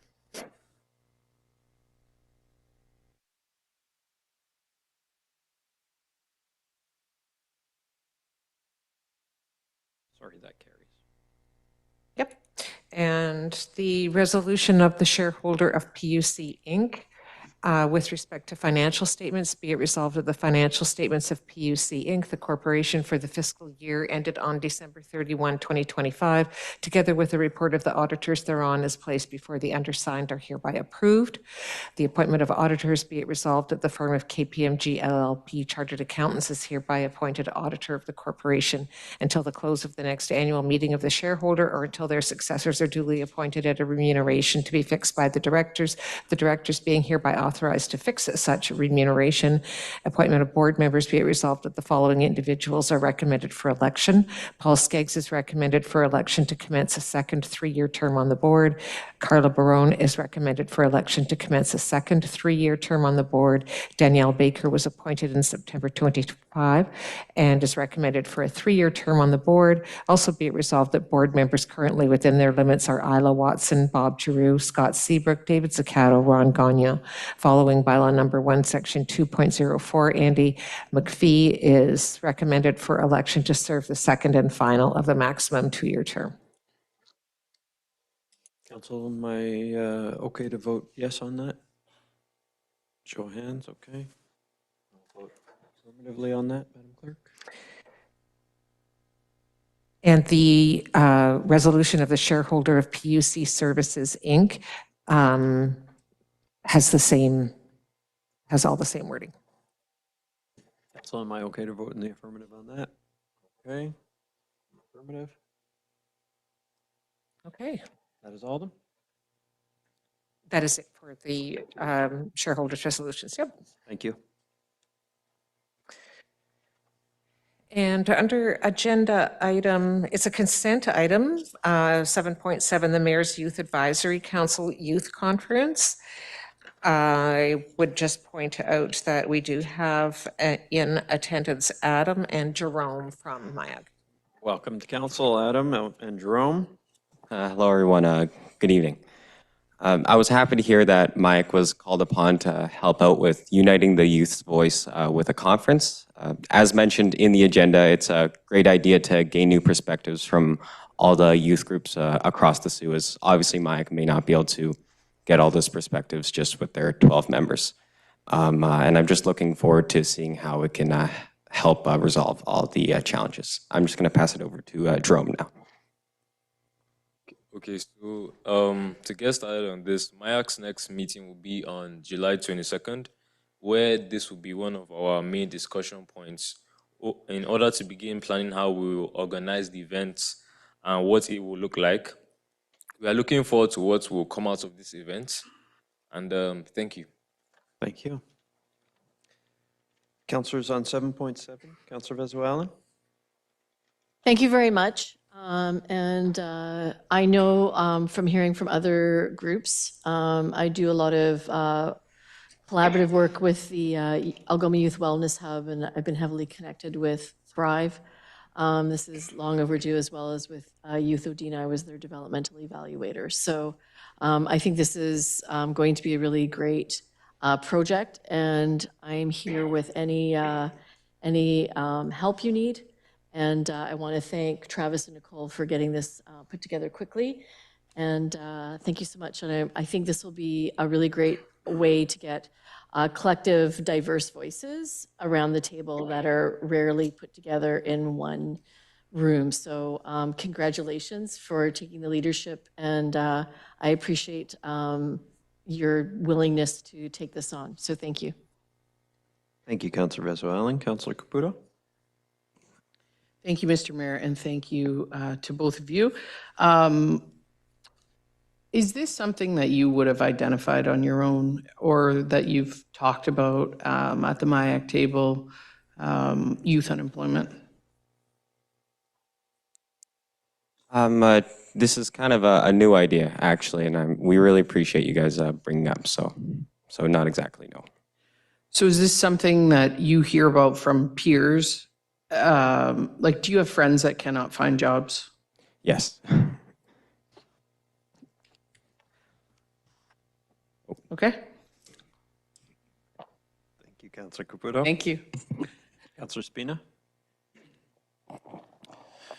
Thank you, Mr. Mayor. Through you, probably first to Ms. Maione or Mr. Anderson. As a result, is there a report that comes back to us as a result of this, providing the results of everything that happens here? Through you, Mr. Mayor, to Councilor Spina, in discussions with through email with the MIAC, we do believe that once we have this, I guess it's more of like a working group, we could report back to council on the outcomes of it and potential next steps. Perfect. And that was my hope, is that the gentleman before us and the rest of MIAC can come back to us with a report. I appreciate all the work that staff is doing on this, but I also appreciate that things should be led by the folks who are spearheading it and who stand to benefit, of course, from it. I mean, of course, the rest of the community stands to benefit as well. But if we want to hear your voice, then that means we want to hear your voice. I don't want to hear your voice through staff reports. I want to hear it through your report. So I'd like to see a very comprehensive report from these individuals if possible, and maybe the rest of MIAC if possible, when this comes back. I'm not sure who that would go to, but I'm sure, I think they're ready to go right now, it looks like, but. We're gonna very likely come back soon enough when we have the plan to. Right. So I'd like to see a report come back with recommendations on what actions you think we should take at this table and why you're recommending those actions. Yeah, you got it. Perfect. Thank you. Okay. Other councilors on this item? Okay. We'll vote on that as part of the consent agenda, but thank you, Adam. Thank you, Jerome. And also on consent agenda item 7.11, the Economic Development Program application Edge Entertainment. I understand that there are people in attendance. This council's staff report, is there, are we expecting a presentation? No. So we've got folks here from Edge Entertainment who are available to answer questions if there are any. And you can ask questions of staff as well on this report if there are any. Councillor Scott. And yes, Mr. Rogers is here. Thank you for being here. This actually, the question's much less around, I guess, Edge Entertainment. I don't even know if this is pertinent to ask. It's a question of staff. I know this term we have committed some funds to some other industry companies, corporations, whatever it might be, to get feature films like recorded here. I was hoping to get some updates on that, and this is the closest we've gotten. So I don't know if there's a way to say, like, have we been living up to the feature film, I guess, quota that we were given, or quote? I think it was that we were supposed to get like 5 a year, 6 a year. I can't remember the exact, but have we been living up to that? I haven't heard very much about it, aside from this report. There's a report coming, Mr. Ver tells me on that. Oh, okay, great, awesome. Okay, then I will save it for that. Thank you. This is great. I'm happy to see more of this here. Happy to see Edge Entertainment here at the project Rocket Fuel. It sounds like a very interesting film, so I'm interested in seeing that. So awesome. This has my support. That's great. Okay, thank you, Councillor Bruni. I had the same question as Councillor Scott, but do we have a movie set now, presently, or was it about a month ago? Did we have something in town? That's correct. We started prep in May, and we had applied to the Economic Development Fund at the end of March. It's just taken a long time to get us here. But we actually wrapped on Friday after being here for about 11 weeks inclusive, between prep and shooting. Oh, okay, thank you. Thank you, Mr. Mayor. Thank you, Councillor Bruni. Other councillors? Councillor Venezuela? I just want to say, it's just a comment, Mayor, that the team did do a lot of interaction and support with our queer youth and our trans youth, which is something that we haven't seen in this community in a very long time, or ever, I should say, ever. So I want to acknowledge and thank you for that. It was a very, I think for the youth that I know that were connected, extremely powerful for them, and I think powerful for the entire queer and trans community that you chose Sault Ste. Marie, and we were glad that you did that, and I think it really helped uplift and support and give a lot of, I think, just self-awareness and pride in our queer and trans community, so thank you so much. Thanks, Lisa. We appreciate that. And Edge has serviced and or produced probably 20 plus films in Sault Ste. Marie since 2010. So, and this is also newer for us, but we have to say the community has, as always, stepped up. Sault Ste. Marie has never disappointed us, ever. Wonderful. Thank you. Councillor, are there other questions on this matter? Okay, we'll vote on that as part of the consent agenda. So thank you. Thank you very much. And then matters on consent. So I'll just read the consent motion. It's a motion by Councillors Venezuela and Kinnick, resolved that all items listed under date July 13, 2026, agenda item 7, consent agenda, save and accept agenda items 7.17 and 7.18 be approved as recommended. Councillor Gardy, you had items on consent? You're going to have to turn your mic towards you to be. I guess, because people really want to hear from me. 7.5, the foreign direct investment attraction strategy. I'm thinking that's either going to Mr. Laming or Mr. Vance Davern. Gentlemen, whomever, through you, Mr. Mayor, sorry about that. Go ahead and ask. Oh, okay, yeah, I guess, sorry, yeah, they don't know the question yet. It's hot outside. So in your experience and or what you know about these types of essentially studies to help develop this strategy, will IMK, if approved, will they engage members of the business community directly to get a sense of what they do to build, and then for them to like kind of build their strategy based upon other opportunities? Or is this something that they don't kind of get right in the weeds with specific businesses or companies? Thanks.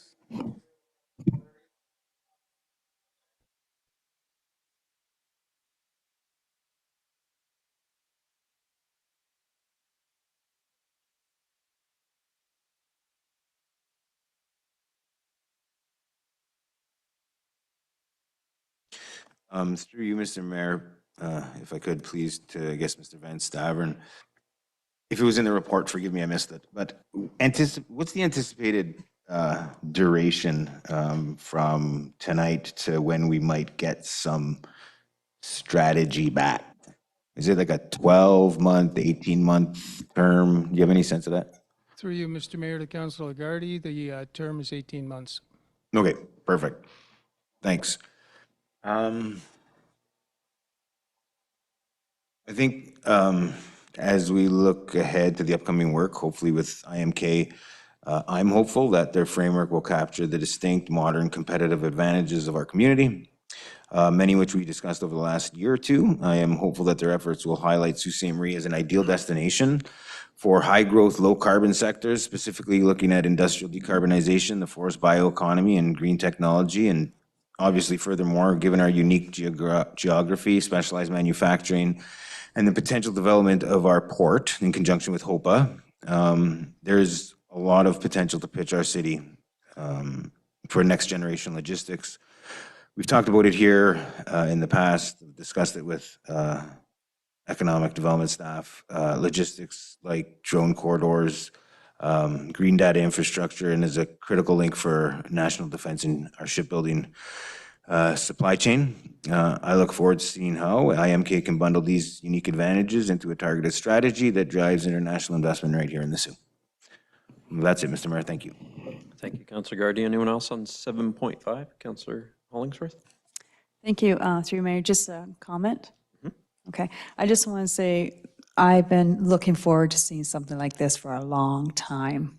And I think you and I have had, discussions offline, but it's great that we have healthy discussions about HOPA, the potential port, but still we can't just put all our eggs in one basket, and attracting hopefully other, opportunities, companies, this is great. I'm so happy to see this. And hopefully this can build on our current strengths that we already have. And I sound like a broken record, but we do have a lot of current strengths in our business community and non-real business community, Ministry of Natural Resources, to, JD Aero with aviation, so forth. So I'm really looking forward to seeing this report and some positive outcomes. So keep at it, keep your teeth into it. Thank you. Thank you, Councilor Hollingsworth. Anyone else on 7.5? Okay, seeing none. Councilor Gardy, other items on consent? Other councilors with items on consent? Councilor Scott? Thank you, Mr. Mayor. 7.8, the Northern Community Center capital funding reallocation. Okay, so through you, Mr. Mayor, I think this, maybe I'll send this over to Mr. Laming. So we currently have cameras at the NCC, right? So what we're looking is to add additional cameras to the turf and somewhere else, right? That's what this is for? Mr. Mayor, that to Councillor Scott, that's correct, but Ms. Mahoney can provide you some extra detail. Thank you. Through you, Mr. Mayor, to Councillor Scott, that is correct. We do have a significant number of cameras at the NCC. However, as a result of an incident that happened earlier this year, it was advised to have cameras in the field and some additional areas in the lobby. So prior to that incident, we didn't have cameras on the turf, like on the field, or we're just like maybe one broad one? Through you, Mr. Mayor, to Councillor Scott, that's correct. There wasn't any inside the turf area. Okay. I know that Councillor Gardy and I have brought up issues at the NCC with incidents happening prior to even this year. Do we have security guards present at the facility? Through you, Mr. Mayor, to Councillor Scott, we don't have a consistent security presence at the NCC. We have worked closely with the Sault Ste. Marie Police Services over the years, and what we're currently doing is there are certain times a year that we see a rise in incidents, so we will do security blitzes for those, and also any times that we are getting complaints, we will do random security blitzes at that same time. Okay, good. And we're hoping that the cameras will also help with this, right? Like with enforcement and things of that nature. Through you, Mr. Mayor, to Councillor Scott, we hope so. There is signage. Sometimes they're deterrent and sometimes they aren't, unfortunately. Yeah, I'm happy to see this. I think any and every bit of security we can have in that facility would be great. So yeah, those were all the questions on this one. Thank you. Anyone else on 7.8? Okay, Councillor Scott, other items on consent? Yes, actually, another one I have was item, I lost the number. It's the Intelligent Transportation System. 7.4. Yes, so I think this, through you, Mr. Mayor, I think it's actually headed back to the same group. Also, I'm trying to find the report. Basically, my question is this the same software that provides the real-time tracking that we currently offer on the website? Like, is this for constituent facing or is this for internal? Through you, Mr. Mayor, to Councillor Scott. So this system is mainly internal. However, it does provide the real-time GTFS feed that is used for any app or the Google Maps as well. Okay, so, but is that also what we're using for, like I don't even know, it's the tmix.se site for the AnyRide or something like that, where you can track the Sioux loops, that's the same thing? That's correct. Okay, is it the same software we're using now then? It'll be the same, there'll be no change to any of the users? Through you, Mr. Mayor, to Councillor Scott, that's correct. It's the same software we currently have. Perfect, I just wanted that to be out there because I did have somebody ask. Okay, that was everything on that matter. Anyone else on 7.4? No. Okay, Councillor Scott, other items on consent? I believe that's everything, thank you. Councillor Spina? Thank you, Mr. Mayor. 7.12, Capital Transportation Program, probably to Mr. Ramil, I believe. So through you, Mr. Mayor, Mr. Ramil, thank you for the report. Quite comprehensive. There's a lot in there. Page 4, I believe it is. I'll give you a second. There's a lot of information in the report. However, on page 4, one small paragraph, an allocation is required for 2027 capital roads budget for resurfacing arterial roads such as Wellington Street East and Bennett Boulevard are in need of new asphalt surfaces. Roads are prioritized and annual programs are brought to City Council for approval each spring. So at this time, it just says an allocation is required. Do you have an idea of what that is for 2027 yet, or is that too early to tell? Mr. Mayor, to Councillor Spina, that is the line in the spreadsheet that was about 6.9 million. And that's just for 2027? Correct. Or is that the whole 5-year? Is 6.9 million for the 5 years or for 2027? Mr. Mayor, to Councillor Spina, that is just for 2027. And that's just for resurfacing, correct? That is correct. And I mean, we know, I think every person around this table has received a number of complaints about road surfaces and the need, obviously, to correct that. And I think this council is very aware of that and ready to help make those investments.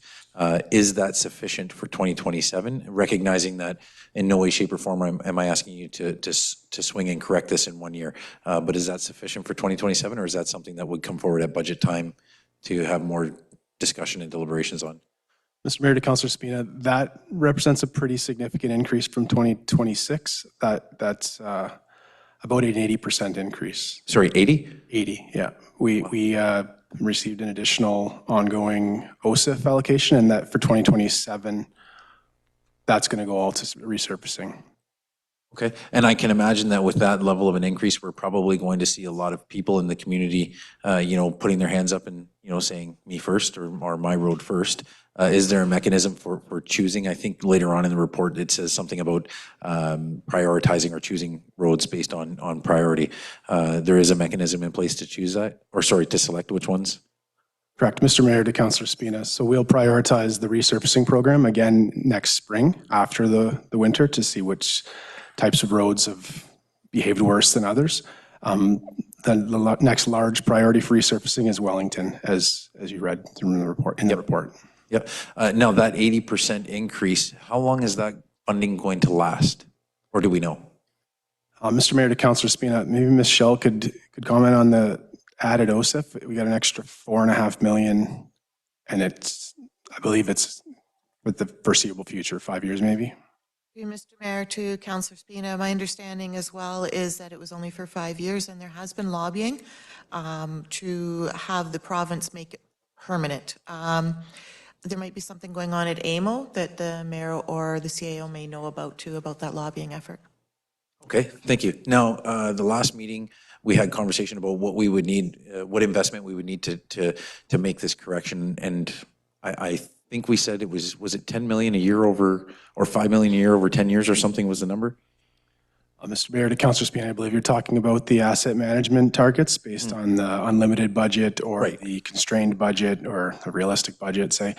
So we threw around a lot of numbers, but the unlimited budget would be what would be for 10 years to bring all of your roads to a fair or better condition, and that was 33 million a year for 10 years. For 10 years. So we're not going to caution you to compare these numbers in this report, though. They're so intertwined with other assets, like the sanitary sewer and the storm sewer drive a lot of the projects in this report, but they're separate assets. So they all have their own funding that's required. Right. So, but now we're looking at roughly a $4.5 million increase in resurfacing budget for the foreseeable future for at least 5 years. Absolutely fantastic. I think there's going to be a huge benefit to our community. This is when we're putting those areas of greatest need up. I think this is one of them that our constituents expect, and I'm happy to see there's a lot of movement on that. So I'm happy to see that come forward and hopefully support further increases when budget time comes around again. So thank you for that, and good news for the citizens to look forward to some repairs to the roads. Thank you. Thank you, Councilor Spina. Councilor Caputo. Thank you, Mr. Mayor. Through you to Mr. Ramil. Mr. Ramil, you talk about PCI scores and how that sort of is how we determine which roads are done. Can you just get a little further into detail about what that means? Mr. Mayor, to Councilor Caputo. So PCI scores or pavement condition index are a standard grade out of 100 that would be standardized, like the MTO uses them at the scoring mechanism as well. So that would be the scoring mechanism to prioritize resurfacing, like strictly the road asset. We prioritize roads based on other things too, though, because as I said, they're intertwined with the underground infrastructure. Okay. And when we resurface a road, what type of asphalt are we using? Mr. Mayor, to Councilor Caputo, we're using a standard hot mix asphalt. So the surface we would use would be called the HL3, which would be a surface course. You're testing my asphalt science knowledge here. The base course would be have a higher stability, would be an HL8 asphalt, but the standard hot mix asphalt. I think you and I we've spoken about this extensively over the last 4 years, but we had talked about temperatures for asphalt. Can you refresh my memory on that, about like what our asphalt temperatures sort of can sustain? Councilor Caputo, just so that we don't get way too far off. We do have a report coming Okay. that you've asked. Right. That's true. To be Yep. drafted. So I want Okay. to focus on the capital transportation plan that's Okay. before us. Yeah. Then I have some questions about Elgin Street. So I see Elgin Street, we're talking about resurfacing, no, sorry, a complete redo as well as streetscaping. When that comes forward, council would then have the ability to sort of decipher what the cost of streetscaping is versus the cost of the reconstruction of the road, correct? Mr. Mayor, to Councilor Caputo, nothing's being approved tonight. So this will come to this whole 2027 program. The first year of this 5-year program will come to council as a budget request. And will we get a more detailed report just on that one specifically? Because I think that's the only one that includes streetscaping, correct? To the downtown standard, I would say that's correct. Okay. And so we'll receive a more detailed report on that before that gets fully approved, right? Mr. Mayor, to Councilor Caputo, that wasn't the plan. The plan was to bring it to council at budget time, and then again for an award of the contract, which would be in the spring. We certainly could give you a design summary in a report if that's what council wishes. Okay, that's all. Thank you. Thank you, Councilor Caputo. Councilor Dufour? Thanks, Mr. Mayor. Thank you, Carl, for the report. Just through you, Mr. Mayor, to Mr. Rumio. For the resurfacing various roads allocation, is that ever include a crack sealing program to it as well, or is that just purely like your shave and pave resurfacing? Mr. Mayor, to Councilor Dufour, we have included allowances in the resurfacing program for crack sealing in the past. We have gotten away from it in the last couple of years just to focus on paving as many kilometers as we could. Is there a plan or an idea with the increased allocation to the resurfacing budget to perhaps bring back an allocation of the crack sealing to stay up on the maintenance so that we have fewer roads to resurface sooner? Mr. Mayor, to Councilor Dufour, that is certainly something we can look at. The program is by no stretch set for next year. We have an amount in this plan, and we are bringing, as Councilor Caputo mentioned, it's called the road rehabilitation strategy motion to council, and that will be before the budget is deliberated on. Okay, and will that report all include examination? We will include of crack details sealing such as well, as that. obviously? Yep. Yeah, okay, great. Thank you very much. Look forward to that. Thank you, Councilor Dufour. Councilor Hollingsworth? Thank you. Through you, Mayor, to Mr. Rumino. This is great. This is just basically telling us, council, that you're being very proactive, and it sends the message to the community, once again, that we are all very concerned about our infrastructure, i.e. our roads. Just to make sure that it's clear, so when you say various roads, again, you're using your criteria. When you say local road reconstruction, one of the criteria is, I believe, looking underneath. I think you mentioned to the other councillor, sanitary, storm, water, sewers. That's one of the criteria that would determine if the road is totally reconstructed, yes or no? Mr. Mayor, to Councilor Hollingsworth, that's essentially correct. A local road reconstruction would include all of the underground infrastructure. Okay, and a road that's just resurfaced, you're assuming that, and you would not even assume, you would make sure that the underground infrastructure is okay, hence it just requires resurfacing. As Councilor Dufour said, you strip it down, re-asphalt, correct? Mr. Mayor, that is correct. Okay, that's great. Look forward to hearing more updates, and once again, we as council are concerned about our roads, and I'm happy that staff and all of us are trying to be proactive. Thank you. Thank you, Councilor Hollingsworth. Other councilors? Mr. Rumio, on the two items that are kind of non-roadwork related through the capital transportation plan, there's engineering and traffic signal upgrades. What is our annual allocation roughly in round numbers? I realize it probably changes year to year, but roughly to those two line items. Mr. Mayor, we've started assisting Public Works in replacing traffic infrastructure controllers, signal heads, pedestrian cross indicators. A few years ago, we started, and it was just a nominal number, $200,000 a year, just to get some of that infrastructure reconstructed through this program.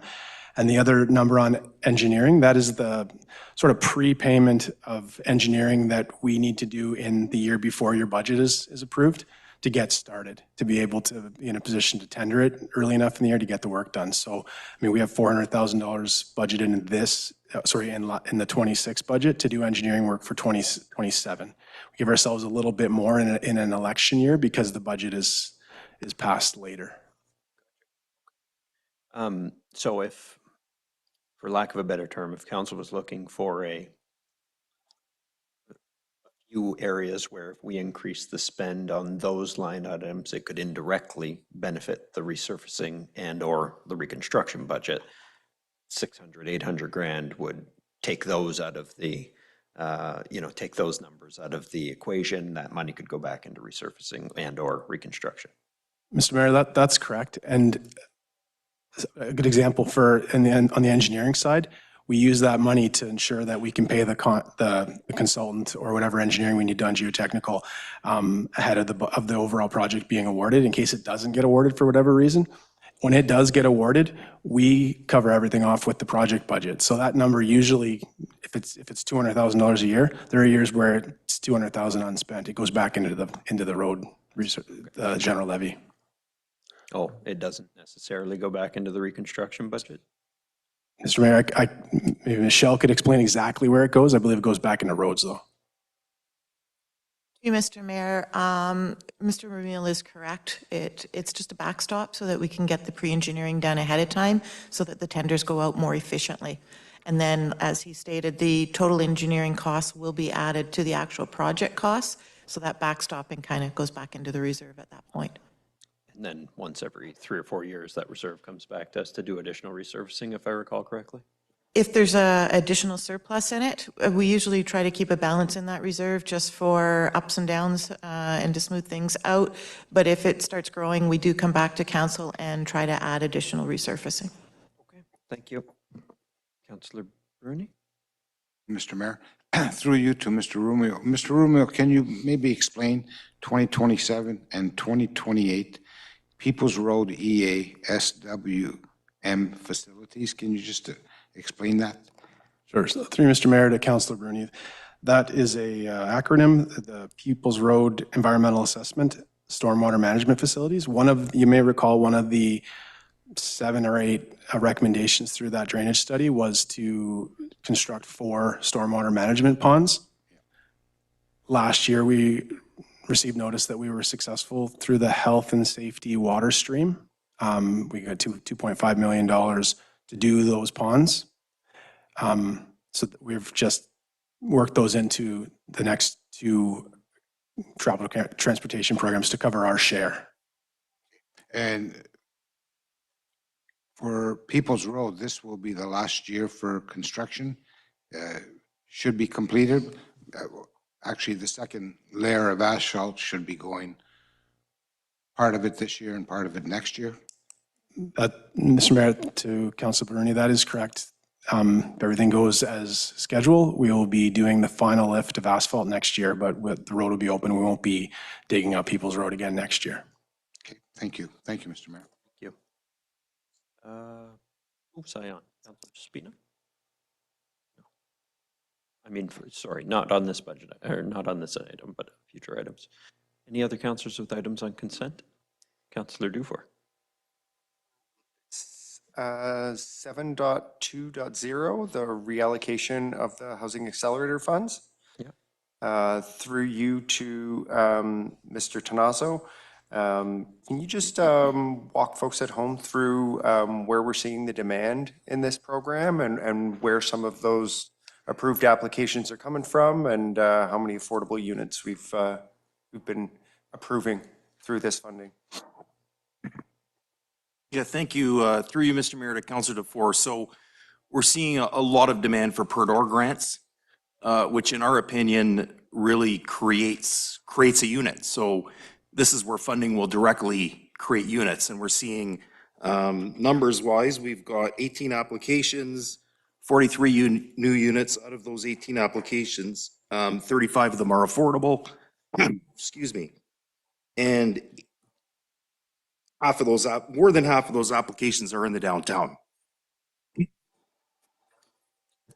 you very much, Mr. Mayor. Been a big fan of this federal funding. Seeing it brought to Sault Ste. Marie was, I think, a great thing for our community as a result of some heavy lobbying, and now seeing it going directly into fixing up some of the boarded and vacant homes in downtown Sault Ste. Marie and actually converting them into affordable rentals that are safe, building code approved and inspected from the city of Sault Ste. Marie. I think it's great news, and I think it's quite frankly, the demand for the funding has outstripped even my expectations.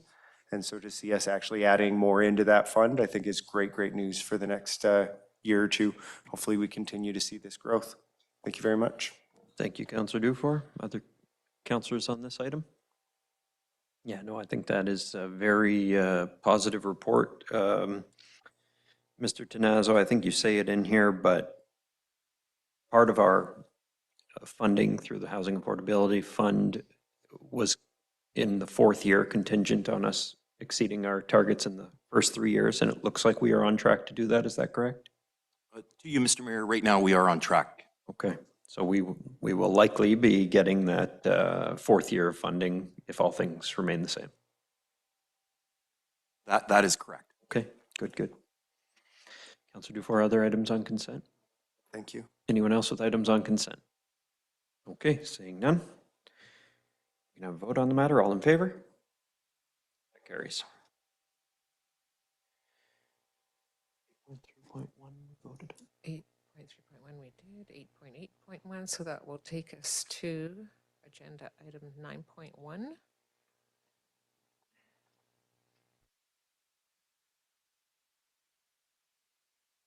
A motion by Councillors Zagordo and Gardy, whereas the City of Sault Ste. Marie owns and operates the municipal landfill located on Fifth Line, which serves as a critical piece of municipal infrastructure for the collection, management, and disposal of residential, commercial, and industrial waste. And whereas Council has received recommendations from a waste management business and implementation plan, setting out the financial recommendations for all current and future capital and operational needs for municipal waste management for 10 years. And whereas the B&I plan includes the environmental assessment process for landfill expansion, waste mining, biosolids management, source-operated organics processing, some of which is required by provincial legislative changes, and some of which is required because the capacity at the landfill is nearing the end of its useful life. And whereas City Council has been presented with annual landfill operations reports confirming that the city's existing landfill site has only approximately 2.5 years of remaining capacity, and while this estimate has historically proven somewhat conservative, it nonetheless signals that the city is rapidly approaching a point where it must consider the best capital funding and operational models. And whereas Council has also received reports identifying the need for a biosolids and source-separated organics processing facility to meet current and future environmental and regulatory requirements. And whereas the March 23, 2026 report entitled Landfill and Composting Operations RFP identified a minimum of $95 million in future capital requirements relating to waste management infrastructure, including an estimated cost of $56 million for a biosolids and source-separated organics facility, an estimated cost of $39.4 million for the initial phases of expansion of the landfill that would provide an additional 12 to 20 years of landfill capacity, depending on waste disposal recycling levels. And whereas there is approximately $16 million set aside in the landfill reserve to cover some of the costs set out above, which is insufficient to fully fund the anticipated future capital requirements associated with landfill expansion, biosolids management, organics processing, and related waste management infrastructure without a substantial increase to the annual allocation to that reserve or otherwise debt financing those projects. And whereas extensive community consultation took place throughout the EA process and staff is awaiting the final approval from the province on the EA. Whereas council wishes to ensure that residents are provided with meaningful opportunities to receive information and provide input regarding the future of waste management services in the community following completion of the environmental assessment approval process and as the project advances through the environmental compliance approval stage. Now therefore be it resolved that staff be directed to undertake a public engagement process on the landfill business and implementation plan consisting of public open houses and other appropriate consultation opportunities to inform residents regarding the projected lifespan of the existing landfill, the need for landfill expansion and waste mining, and the anticipated costs associated with those projects, and inform residents regarding the projected costs and regulatory requirements associated with biosolids management and source-separated organics processing. Further, be it resolved that staff be directed to report back to council at or before any budget deliberations during which landfill funding is before council or at such other time as financial decisions relating to the landfill are due to be made with an updated financial analysis of landfill expansion, waste mining, biosolids management, and organics processing requirements, options for landfill operations and waste management services, and procurement that considers the required reserve funding requirements to undertake landfill expansion internally, as well as alternatives that balance environmental responsibility, service levels, affordability, and long-term financial sustainability for the residents of Sault Ste. Marie. Okay, council, that is the main motion. But before we deliberate that, there's been a motion to amend it, which has been moved by Councillor Caputo, seconded by Councillor Spina. So Madam Clerk will read just the amending language, so she doesn't have to go through the whole thing again. Resolved that the main motion be amended by adding the following words at the end of the motion. That is, excluding any option that would authorize staff to develop and issue a request for proposals to seek a proponent that will purchase the landfill airspace and undertake landfill operations and construct and operate a biosolids and single-source organics composting facility in accordance with the council decision passed on March 23, 2026. Okay, so the amendment takes priority to the main motion. On the amendment, we've got Councillor Caputo as the drafter to speak in favor of it. Councillor Caputo. Thank you, Mr. Mayor. March 23rd, 2026, this council spent a pretty good amount of time discussing the possibility of allowing staff to develop and issue an RFP. All of the things that I've listed here, I took this language exactly from what we turned down March 23rd, 2026. I just want to be sure that we are respecting the council decision that was made 4 months ago, and that we're respecting the time that council and the mayor, council puts into, each thing that comes forward. I think this is just something that puts my mind at ease to ensure that we're not steering toward a reconsideration of our March 23rd decision, which would not be allowed. So this language makes me more comfortable with the motion, and that's why I put it forward. And I would appreciate your support. Thank you. Thank you, Councillor Caputo. On motions to amend, there's one speaker in favor, one speaker in opposition, and then a vote on the amendment. I'm going to speak in opposition to the amendment. I drafted the main motion, and I drafted it in a way that recognized that we made a decision. And I think what council decided in March was what it didn't want to do. Didn't want to RFP landfill operations.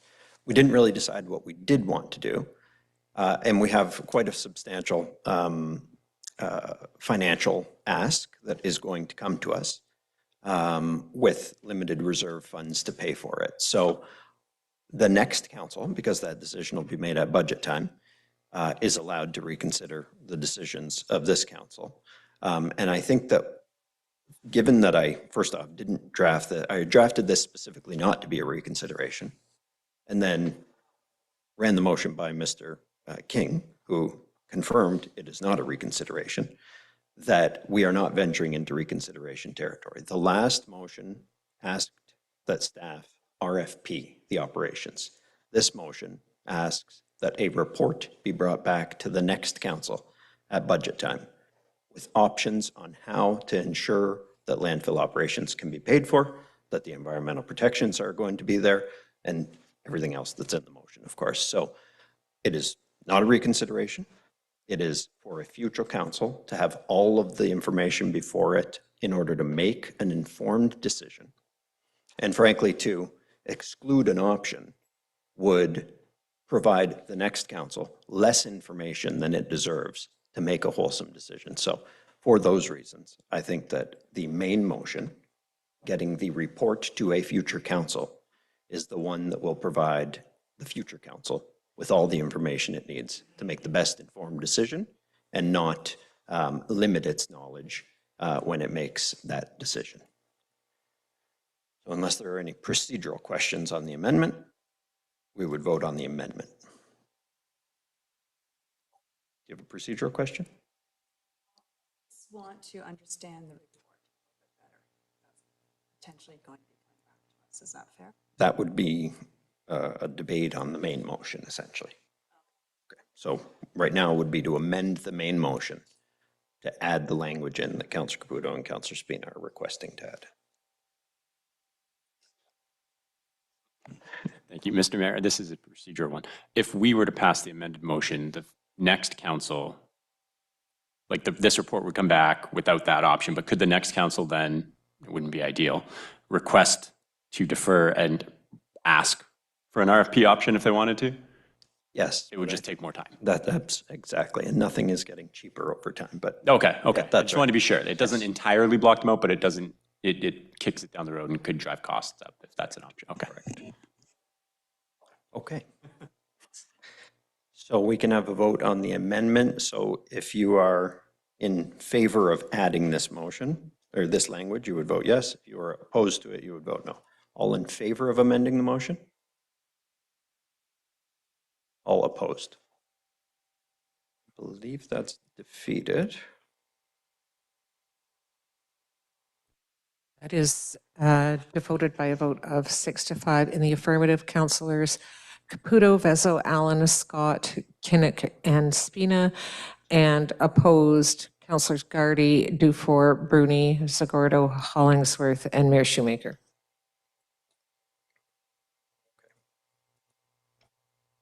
So on the main motion, I mean, I said a little bit in my comments against the amendment, but I believe that it is important for us to bring to the next council all the information for them to make the best informed decision on how landfill operations are going to be paid for in the future, because there is a $95 million minimum bill facing the next council. There is a landfill reserve with $16 million in it to pay that amount. And we took an annual allocation. We reduced an annual allocation into that reserve at this past budget meeting.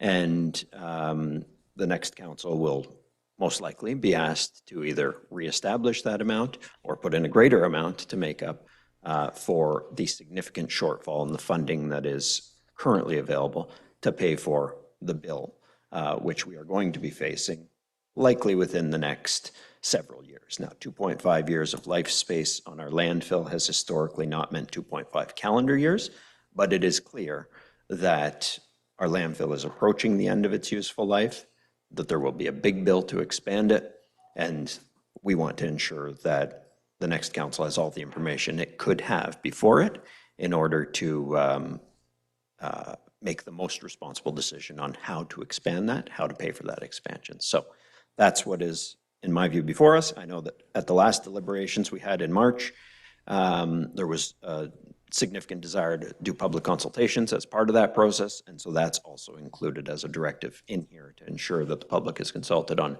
the best way forward to operate and you know, consider the future expansion of our landfill. So those are my comments. I see your hand, Councillor Dufour, Councillor Zagordo, and Councillor Gardy moved and seconded this, so I will go to them and then over to you.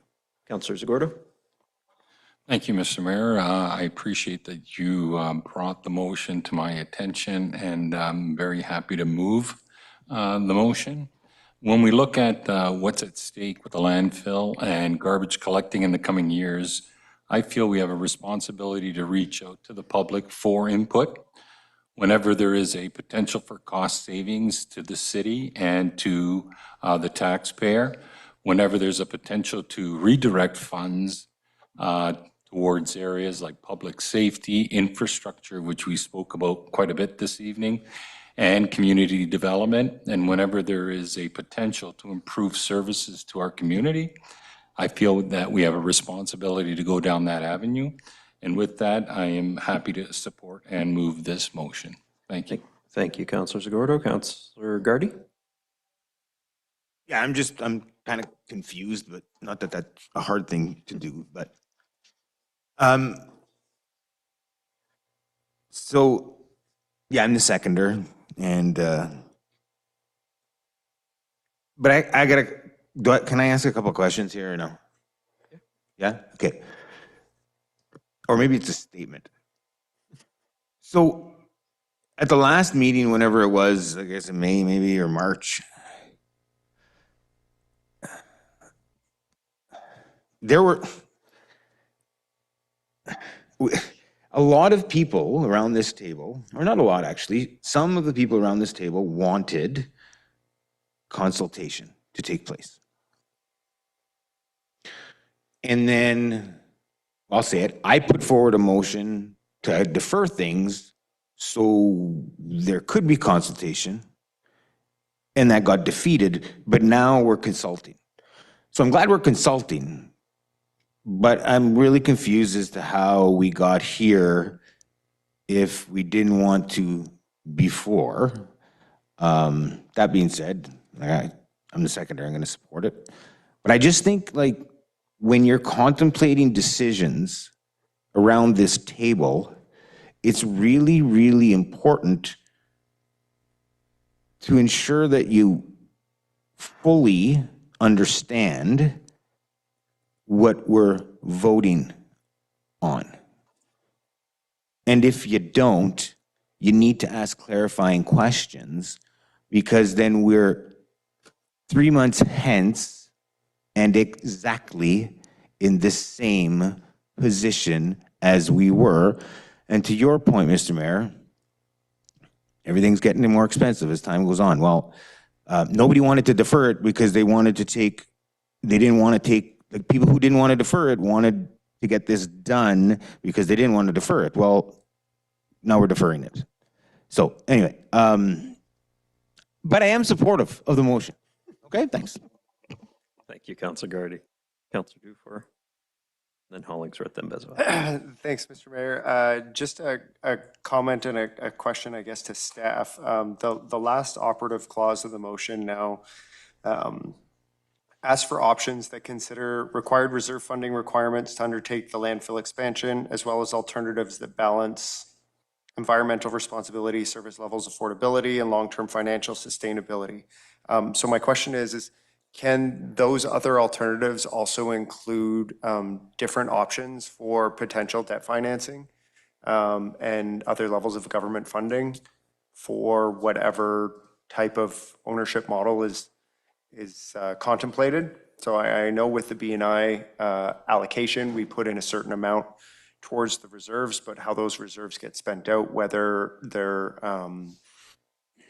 used to cover interest and principal payments on a debt or used to pay it outright, it would just be nice to see what the optimal mix for our potential future project would look like in terms of present year affordability for the tax base and kind of spreading those costs out over the life of the taxpayers of Sault Ste. Marie that will end up actually using it, if that makes sense. Yes, through Mr. Mayor to Councillor Dufour, yes, that's what we envision in the report. It would cover all the options for council and provide those different opportunities to finance the project, different models to proceed as it relates to all things landfill and composting facility. Okay, excellent. Thank you. Thank you, Councillor Dufour. Councillor Hollingsworth? Thank you. It's more of a comment or a positive suggestion. So we don't know who's going to be around this table when this is discussed again. This is a very, as we can appreciate, a very heavy item. And remember those days when you first came to this table and you're still a deer in the headlights. So can I please ask that when this comes to the new council, assume that you're going to have some new council members that may not fully understand this. I think that when I first came on council, we had the opportunity to tour all the facilities within probably 6 weeks of being new to council. I remember going with Larry Girardi, for example, through Public Works, and he gave us a very good understanding how Public Works operates, going right to the landfill site. I remember going to see the treatment plants and actually going and understand how the process works. And if I may say, really, I think is helpful, especially to a new council person. So maybe before this comes to new council, I hope that you'll give the opportunity to new councilors to visit these different sites, and it may help them make this decision if that's fair. Because this does obviously impact our future, and there's a huge cost involved. And with regards to Councillor Dufour's point, different options and different models, I totally agree with. And when you talk about different models, Mr. Ver, are you also looking at, financial models you alluded to, but potentially that we continue to, maintain it or manage it versus potentially going outside? Is that going to be part of the models? Through you, Mr. Mayor, to Councillor Hollingsworth, yes, absolutely. Okay, so again, I reiterate 100 times, please make sure that the new council is well educated on this. And because, gosh, what a huge decision they're going to have to make when they're still new and wet behind the ears. And the last point is, in the future, when it's time to, hypothetically, maybe when the report comes back to us, I know Susan Hamilton Beach and her staff are excellent writing reports, but maybe a specialist that has a different perspective come and help write the reports so that they have a little bit more, the councilors have more understanding. Maybe a true expert on landfills might be engaged to help write the report hypothetically. And the last piece is, well, that's it for now. Thank you. Thank you, Councillor Hollingsworth. Councillor Bezo-Allen? Thank you. Through you, Mayor, to Ms. Hamilton Beach. Ms. Hamilton Beach, just going through the motion, and I am having some difficulty in understanding why we need to have this motion, because we do know that we need to have a landfill done, regardless of what we say, because it is regulatory. So Ms. Hamilton Beach, in terms of the resolution that we undertake public engagement process in terms of the business and implementation plan, which I think it's good for us to have lots of information available to the broader community and the community using landfill. What are the regulations that you must and your team must adhere to in terms of the landfill and the waste mining, regardless of what any consultation from the public may say? Through you, Mr. Mayor, to Councillor Bezo-Allen. As we understand it, all of those terms and conditions are yet outstanding with the MECP. So those will come forward once we receive an approval to our EA. We do understand as we begin the detailed design process for all of those components, the landfill expansion, the mining, the biosolids, there will be consultation components that are regulatory requirements. So there will be no option in that. To present the business and implementation plan through a consultation process, I think we also feel is being very due diligent, because we will be reestablishing that whole financial plan with updated costs, as everyone is speaking to, and all the options of doing it. So that and taking that to the public, which will include the revised tipping fees gate fees and all of the components of it, I think is wise. Okay, so with or without the motion, this is work that you must do as it is regulatory. Through you, Mr. Mayor, to Councillor Vezoullan, I do not believe the consultation on the BNI component is regulatory. Do I think it's advisable? Yes. Okay. And then in terms of the financial analysis, when we received the RFP report, do you see at this point, bringing forth a new report, a lot of changes, or is it something that you can just enhance in terms of costs of what the work that you've already done in terms of that preparation? Through you, Mr. Mayor, to Councillor Vezoullan, and perhaps it is my misunderstanding, I don't believe we will have actual RFPs out in time for budget. We will have those options estimated for that BNI plan. Okay. I certainly stand to be corrected, but from a time perspective, like those RFPs will not be going out beforehand, to my knowledge. Okay. And my last question is for Mr. Ver, and it definitely is a language, trying to get some clarity of language, because language can be very interesting on interpretation, as we all know. So in the last bullet is options for landfill operations and waste management services and procurement. So what is our understanding or your understanding for procurement? Because procurement can mean a variety of different things. Is it third-party sourcing? Because I think what we're really, the essence of this council was that we did not want privatization of landfill operations.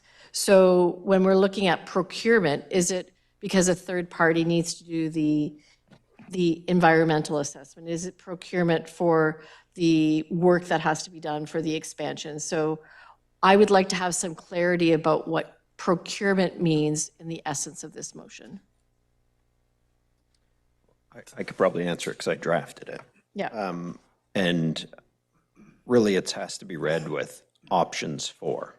So options for procurement could mean any one of those things. I think it could mean that they recommend an RFP to us for the landfills operations. It could mean that they have a recommendation on curbside organic pickup. It could mean that they have recommendations on who is going to operate the biosolids facility. It could mean that the expansion might be separated out from the existing landfills operations in terms of who manages it and who operates it on a daily basis. I wanted to make the language as broad as possible to ensure that staff were not limited in what they could recommend to us. So options for procurement, I think, is how that needs to be read, so that they can recommend ultimately whatever they think is best serves the taxpayer. Okay. I was voted against the privatization. But since Ms. Hamilton Beach, because we are not solid experts on landfill, feels that this motion is useful and necessary, then I will support this motion. Thank you. Thank you, Councillor Vezoullan. Councillor Caputo. Thank you, Mr. Mayor. My question is to Mr. Ver. How does this motion change the consultation that would have already been planned to sort of piggyback off of what Councillor Vezoullan was asking? Through you, Mr. Mayor, to Councillor Caputo, I think it essentially would involve a greater community engagement on that BNI, business and implementation plan that's been put together, what the current approach would be and the estimated costs. As Ms. Hamilton Beach said, we had to do extensive consultation throughout the EA process, so that's already been done. We're going to wait for our approval on that. Once that then is approved, there will be further community consultation as it relates to the next stage in that process. But it's really looking at that business and implementation plan and having more discussions with the community on what that is moving forward. So then should I take it as without this motion, staff had no intention to consult on the BNI with the public? Through you, Mr. Mayor, to Councillor Caputo, I think the typical approach has been through reports to council and council agendas that BNI plan would come together. This would provide an extra level, I would say, of engagement with the public related to that BNI plan. Okay, and then regarding like the process moving forward, because it's been talked about like that this, we're stalling the process. What would the process moving forward have been without this motion? Through you, Mr. Mayor, to Councillor Caputo, essentially, staff have been advancing the more detailed design of the landfill facility, or looking further into the next stage of cell development, and also design of the composting facility. So staff would have been returning to council with council reports related to those items leading up to the budget. So does this change any of that? Through you, Mr. Mayor, to Councilor Caputo, this would have enhanced engagement with the public as it relates to the BNI plan.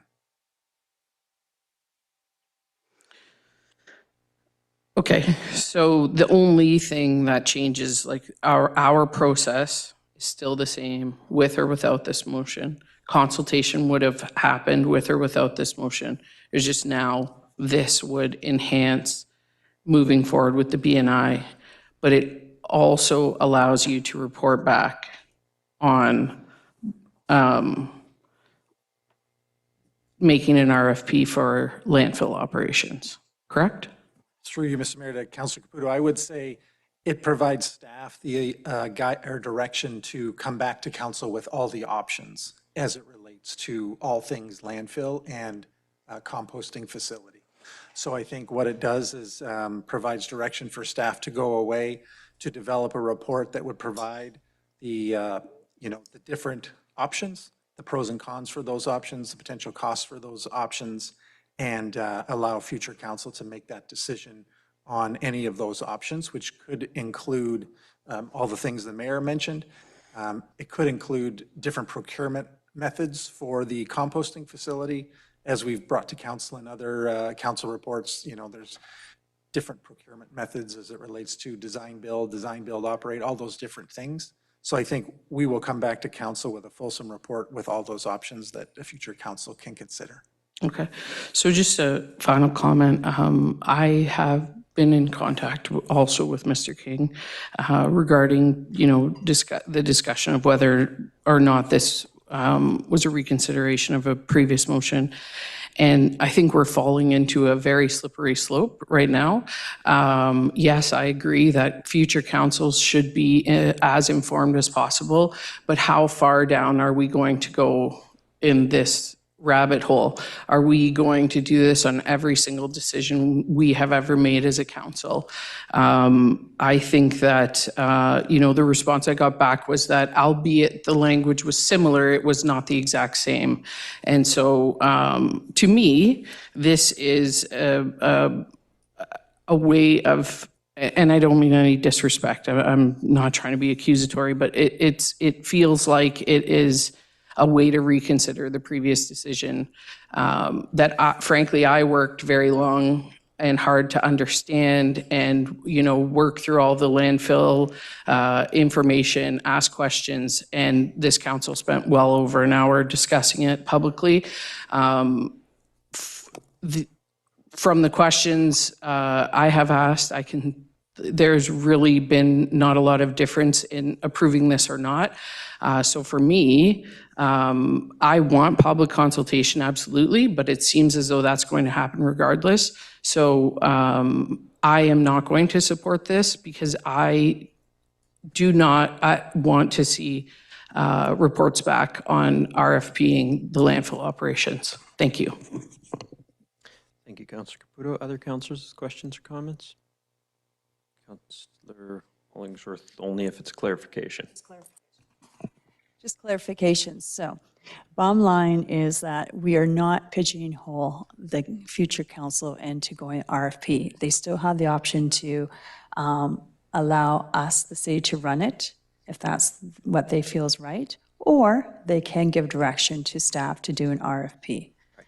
Correct. Okay, thank you. Yeah, of course. Yeah, I haven't said anything. Thank you, Mr. Mayor. Councillor Scott and Councillor Yeah, Brennan. just Just comment on the consultation bit. I don't think we should have to have a motion to consult. I think we should, if anything, staff should be over consulting with the public to the point where we should motion them to stop. Like, I would prefer to see this as the default going forward, if possible. That was it. Mr. Bruni? Thank you, Mr. Mayor. I think this resolution is very important because it does prepare the next council to make an important decision on the landfill and the biosolids and the organic facility. Where are we going to come up with $80 million?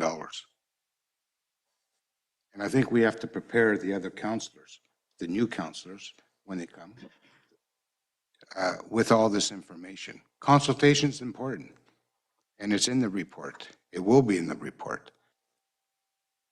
So I think it's important that this is passed tonight, and we have to move forward, as Councillor Gardy said, 3 months delayed, and we're kind of at the same spot, personally. Thanks.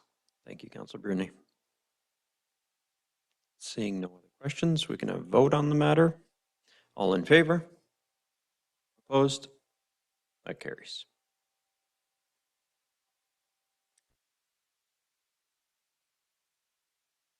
I'm just waiting for Councillor Kinnick. He was in favor. The motion passes 10-1 with Councillor Caputo opposed. That'll bring us to agenda item 9.2, Soccer Field Improvement Plan. It's a motion by Councillors Caputo and Gardy, whereas soccer is one of the most widely participated in sports locally, with more than 2,200 players registered through the Greater North Soccer Association alone, including approximately 1,600 youth. And whereas safe, well-maintained playing surfaces reduce the risk of injury to athletes and may reduce municipal risk exposure and liability. And whereas ongoing drainage and field condition issues have negatively impacted local soccer fields, including the removal of some fields from service, disrupting scheduling and limiting access for participants. And whereas predictable tournament-ready fields support community partnerships and local fundraising and can attract repeat visitation and spending in Sault Ste. Marie businesses and hotels. And whereas improving field conditions supports equitable access to recreation for residents, particularly those who rely on affordable community recreation. Now therefore be it resolved that staff be requested to work with local service clubs and relevant soccer stakeholders to bring forward recommendations for an improvement plan for Strathclair Soccer Complex in advance of the 2027 budget deliberations, including a summary of current field conditions and key deficiencies, recommended short, medium, and long-term improvements, and a proposed phasing plan, preliminary cost estimates and potential funding partnership opportunities, and an outline of ongoing maintenance requirements. Councillor Caputo, just in time for almost the end of the World Cup. Soccer field improvements. Argentina doing it? Thank you, and thank you to council for considering this motion. I have received so many complaints about Strathclair Field over the last 4 years. Now, with that being said, I know a lot of people enjoy Strathclair, and that, of course, we're doing our best to maintain it. But you know, there are drainage issues that need to be resolved, and I've been contacted about injuries happening due to field conditions and coaches pulling games from Strathclair using indoor fields. Strathclair is something we should be really proud of, and I'm hopeful that with some much needed investment, we'll be able to get it to where it should be and where it's needed to be. So thank you in advance for supporting. Thank you, Councillor Caputo. Councillor Gardy? No, I'm just happy to second it for Councillor Caputo. Thanks. Any questions, Council? Okay, seeing none, we can have a vote on the matter. All in favor? That carries.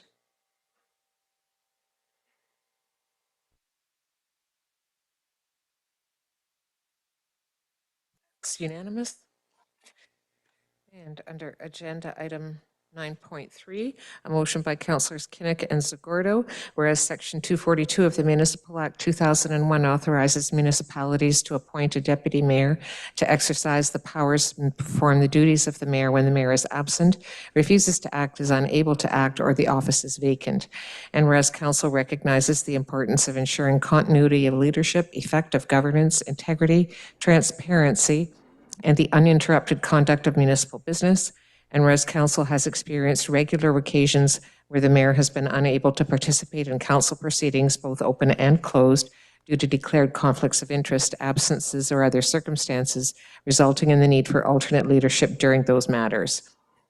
And whereas the current acting mayor rotation provides for temporary chairing of meetings, but was not designed to serve as a permanent governance support mechanism where recurring conflicts or other circumstances require regular delegation of the mayor's duties.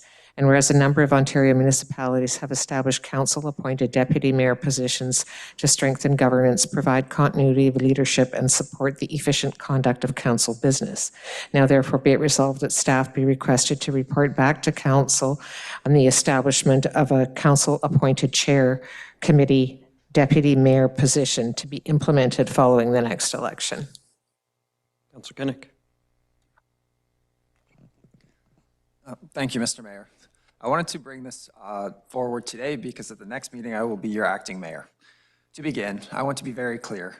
Declaring a pecuniary or financial interest and removing oneself from discussion is an important, transparent safeguard that protects the integrity of council's decision. It is the key part of good governance. Every council member has declared conflicts during this term, and doing so does not diminish our commitment to serving our constituents. To date, not including tonight's meeting, Council has recorded 205 declarations of interest, 166 in open and 39 in closed session. Of those, 95 have been made by the mayor. In my view, the mayor is doing the right thing by declaring conflicts when he deems appropriate. My concern is not with the declarations, but my concern is with the frequencies. The current acting mayor system can result in inconsistent leadership and unnecessary disruptions. In many cases, the acting mayor is notified only minutes before a meeting, leaving little opportunity to prepare or receive briefings. This resolution simply asks staff to explore the creation of a council-appointed deputy mayor, similar to appointments made to boards and committees such as DSAB or on the police board, etc. The position would not receive additional compensation. Instead, the deputy mayor would be included in key governance meetings such as agenda review, discussions with senior management team, community relations, intergovernment relations, emergency management briefings, and economic development meetings to ensure they are informed and prepared to step into the mayor's role whenever required. Ultimately, this resolution is about improving continuity, preparedness, and stability in our municipal leadership. It is intended to replace the acting mayor system, but not to diminish the mayor's role, but rather to strengthen council's ability to govern effectively. Even if this resolution does not pass tonight, I would encourage council and staff to consider ways to strengthen the acting mayor role so that whenever and whoever is called upon to serve, they are informed and prepared to lead effectively. Thank you. Thank you, Councillor Kinnick. Councillor Zagordo. Nothing to add. Thank you. Thank you, Councillor Zagordo. Councillor Gardy. I appreciate Councillor Kinnick's motion and his explanation, and I'm just wondering if my position is it's not necessary, and I don't think it's necessary because if we think about first let's talk about continuity. So as it relates to continuity, and this isn't a question, it's just a hypothetical or me rambling, but if someone, Mayor Shoemaker, was going to be off for an extended period of time, right? Say you were gone for the month of October. There would be an acting mayor for the month of October who would act in your role. Can I ask a question or no? Yeah. Through you, Mr. Mayor, to Mr. Ver and or Councillor or Mayor Shoemaker, is one of the main jobs of the mayor to chair this forum however often we meet. Or is that for her? I suspect this is probably for the clerk. I think Mr. Ver could answer it, but we'll defer to I'm sure he the expert. The Municipal Act provides that one of the roles of the head of council is to preside over council meetings so that its business can be carried out efficiently and effectively. Okay, good. So, previous mayors have done that. I think you've done a good job at that. I think that if and when a mayor, whether it be he or anyone else, or she, has to step away for a couple of items, if the people around this table are reading their package and have a sense of what we're talking about, that shouldn't be an issue in terms of continuity. Also,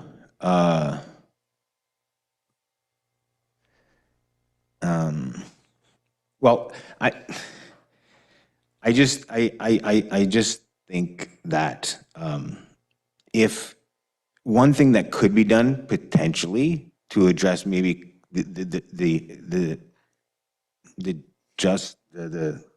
sorry, I'm losing my words here. The intent of this motion potentially is, I think the only kind of challenge that we have in this regard as it relates to acting mayor is potentially, in anticipation of all of us or everyone around this table eventually being an acting mayor for a short period of time and or a longer duration, I think there could be, Mr. Mayor, Madam Clerk, some sort of professional development as it relates to actually chairing the meeting.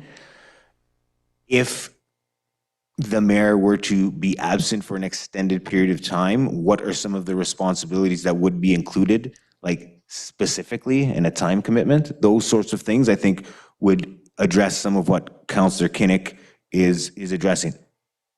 I think the intent of his motion is a decent one. I just don't necessarily know that it requires an actual deputy mayor. So I'm not going to be supporting it, but it's not that I don't concur with some of what I've read in to the motion to better prepare anyone to assume the role, to chair the meeting for 10 minutes, or to take over for a month and a half. I'll leave it at that. Thanks. Thank you, Councillor Gardy. We've got Councillor Hollingsworth, Spina, Caputo, and Bruni. Thank you. Through you, Mayor, just to add on to Councillor Gardy's, just for clarification, I may should ask this through the email. What's the duty of a deputy mayor, the current situation? All of us are very familiar with, we may have to chair a meeting or jump in for a brief moment and open or close. We also understand that if the current mayor can't attend a particular event or something, we may have to represent the city and so forth. Are there any other key duties, or heaven forbid, goodness gracious, if the mayor becomes ill and the individual has to step aside for like a month, is there some clear outline in the current description of acting mayor that this person jumps in and takes more of the helm? Can you just give me some clarification? Through you, Mr. Mayor, to Councillor Hollingsworth. Our current procedure bylaw provides for an acting mayor, not for a deputy mayor, which, as you know, is on a rotating basis. And that is only with respect to presiding at council meetings specifically, so not other functions. Okay. Okay. So hypothetically, maybe, hypothetically, I'm not going to vote in favor of this, but maybe hypothetically, we can relook at an acting mayor's role and maybe, put another responsibility that they participate for that month in the agenda review committee. So they're more adverse on what the agenda items are in advance versus when the package is sent out, as an example. Through you, Mr. Mayor, to Councillor Hollingsworth, the practice has been to have a procedure bylaw review committee shortly after councils are elected or midterm, and these are the kinds of discussions that will take place at that time. Perfect. So in all due respect, then, again, I'm not going to vote in favor of this because I think staff has a clear understanding that some of these procedures may have to be updated. So let's leave it with staff. Thank you. Thank you, Councillor Hollingsworth. Councillor Spina? Thank you, Mr. Mayor. I appreciate all the comments from my colleagues here, and I appreciate the motion from my colleagues as well, Councillor Kinnick and Zagordo. I think perhaps I had a different reading of it than Councillor Gardy did, and I understand where Councillor Gardy's coming from, but the way I read this, and please, Councillor Kinnick, correct me if I'm wrong at any point in time, the way I read this, and I'm going to use an example that would help us illustrate this because it's something that's done and we don't have to worry about it any longer. There were a number of conversations and things that happened as a result of the purchase and sale of the old Sioux Area Hospital site. Now, if the mayor had had a conflict on that, he would be absent from all of those conversations, and we would not have any council representation, so to speak, through the mayor at any of those tables at any given time. However, what my colleagues written here is there would be a deputy mayor that would step in and take the mayor's place for those conversations and then help bring that back and help guide those conversations, whether they be enclosed or in open. So I don't see this motion coming forward as something ceremonial, as someone who's simply standing in for a meeting or standing up for an event or something like that. I think we're all very good at covering those components. I think it's when, the way I read this anyway, was that there was something deeper to it saying, if there is a time when the mayor cannot act because he or she has appropriately placed themselves in a position of, or has declared a conflict, appropriately, that is when someone would step in and have that continuity, that presence all the way through. For example, a large project that's being built, something like that, that the mayor would not be able to go in. So unless I'm wrong, and perhaps maybe through you, Mr. Mayor, to Councillor Kinnick, am I reading that correctly? Is that the intent behind this motion? Yes, that's part of the intent of the motion. Also in like intergovernment relations and in like economic development, as I said in my comments, and also if there was an emergency, management in briefings and giving, press conferences, things like that, we'd have more than one person if needed. Thank you. That's all my questions, Mr. Mayor. Thank you, Councillor Spina. Councillor Caputo? Thank you, Mr. Mayor. That actually was my question. Well, I guess, can I ask you what happens, or somebody up there, in the situation like we're talking about, if you had a conflict or if a mayor had a conflict, because I think we should understand this motion is not about Mayor Shoemaker. It's just about potentially appointing a deputy mayor. But in the situation that a mayor were to have a conflict ahead of a council meeting, so Councillor Spina used the Sioux Area Hospital, or sorry, not Sioux Area Hospital, the General Hospital as the example. Had that been a conflict, and all the work that our mayor did prior to this coming to our council, discussions and all that, who would have done that on behalf of council? And has that happened? And what would happen if it did? Through you, Mr. Mayor, to Councillor Caputo, in that case, what would have had to have happened is that staff would have to have more frequent meetings with council, either, in closed sessions, in order to update council and get directions more frequently, or call a special meeting if something was time sensitive. So then at those tables where you're having that conversation, council would not be represented? Through you, Mr. Mayor, to Councillor Caputo, that's correct. Okay. That's all my question. I did wonder about the portion of the motion that says that it would be elected by council. I wondered, I guess this will be a question for Ms. Tazinski. Does it have to be elected by council, or should we decide to appoint a deputy mayor? How can that happen? Through you, Mr. Mayor, to Councillor Caputo, the legislation leads a municipality may, by bylaw or resolution, appoint a member of the council to act in the place of the head of council or other member of council designated to preside at meetings and so on. So council can do so by bylaw or resolution. For the most part, these are the kinds of things that are covered in the procedure bylaw. Okay, so just a comment then to end things off for me. I think that some of what I've heard around the table tonight, it almost undermines our positions and what we're doing. The work of the mayor is very important, and should the mayor, whoever it be in time, not be able to do that, the representation of council, it would make me more comfortable to know that there was somebody who was going to be really prepared to be able to do that, and that they had the confidence, whether it's of this council or if I'm not sure if that's ever an elected position, the deputy mayor. So then it would be of folks in the city to be able to do that. I think what Councillor Spina said was correct. Sometimes it's tough to just jump in. It's not as easy as just chairing something for 5 minutes sometimes. We do deserve to have someone who's sitting in the chair have that same knowledge that our current mayor has. So for those reasons, I'm going to support this tonight. Thank you. Thank you, Councillor Caputo. Councillor Bruni. Thank you, Mr. Mayor, and through you to the rest of the councilors. This morning, Councillor Kinnick and I had a lengthy conversation over this, and I told him that I would probably not support this. I guess one of the concerns that I listened to Councillor Kinnick was the inexperience of a councillor when they go up to the podium there and to represent as the deputy mayor.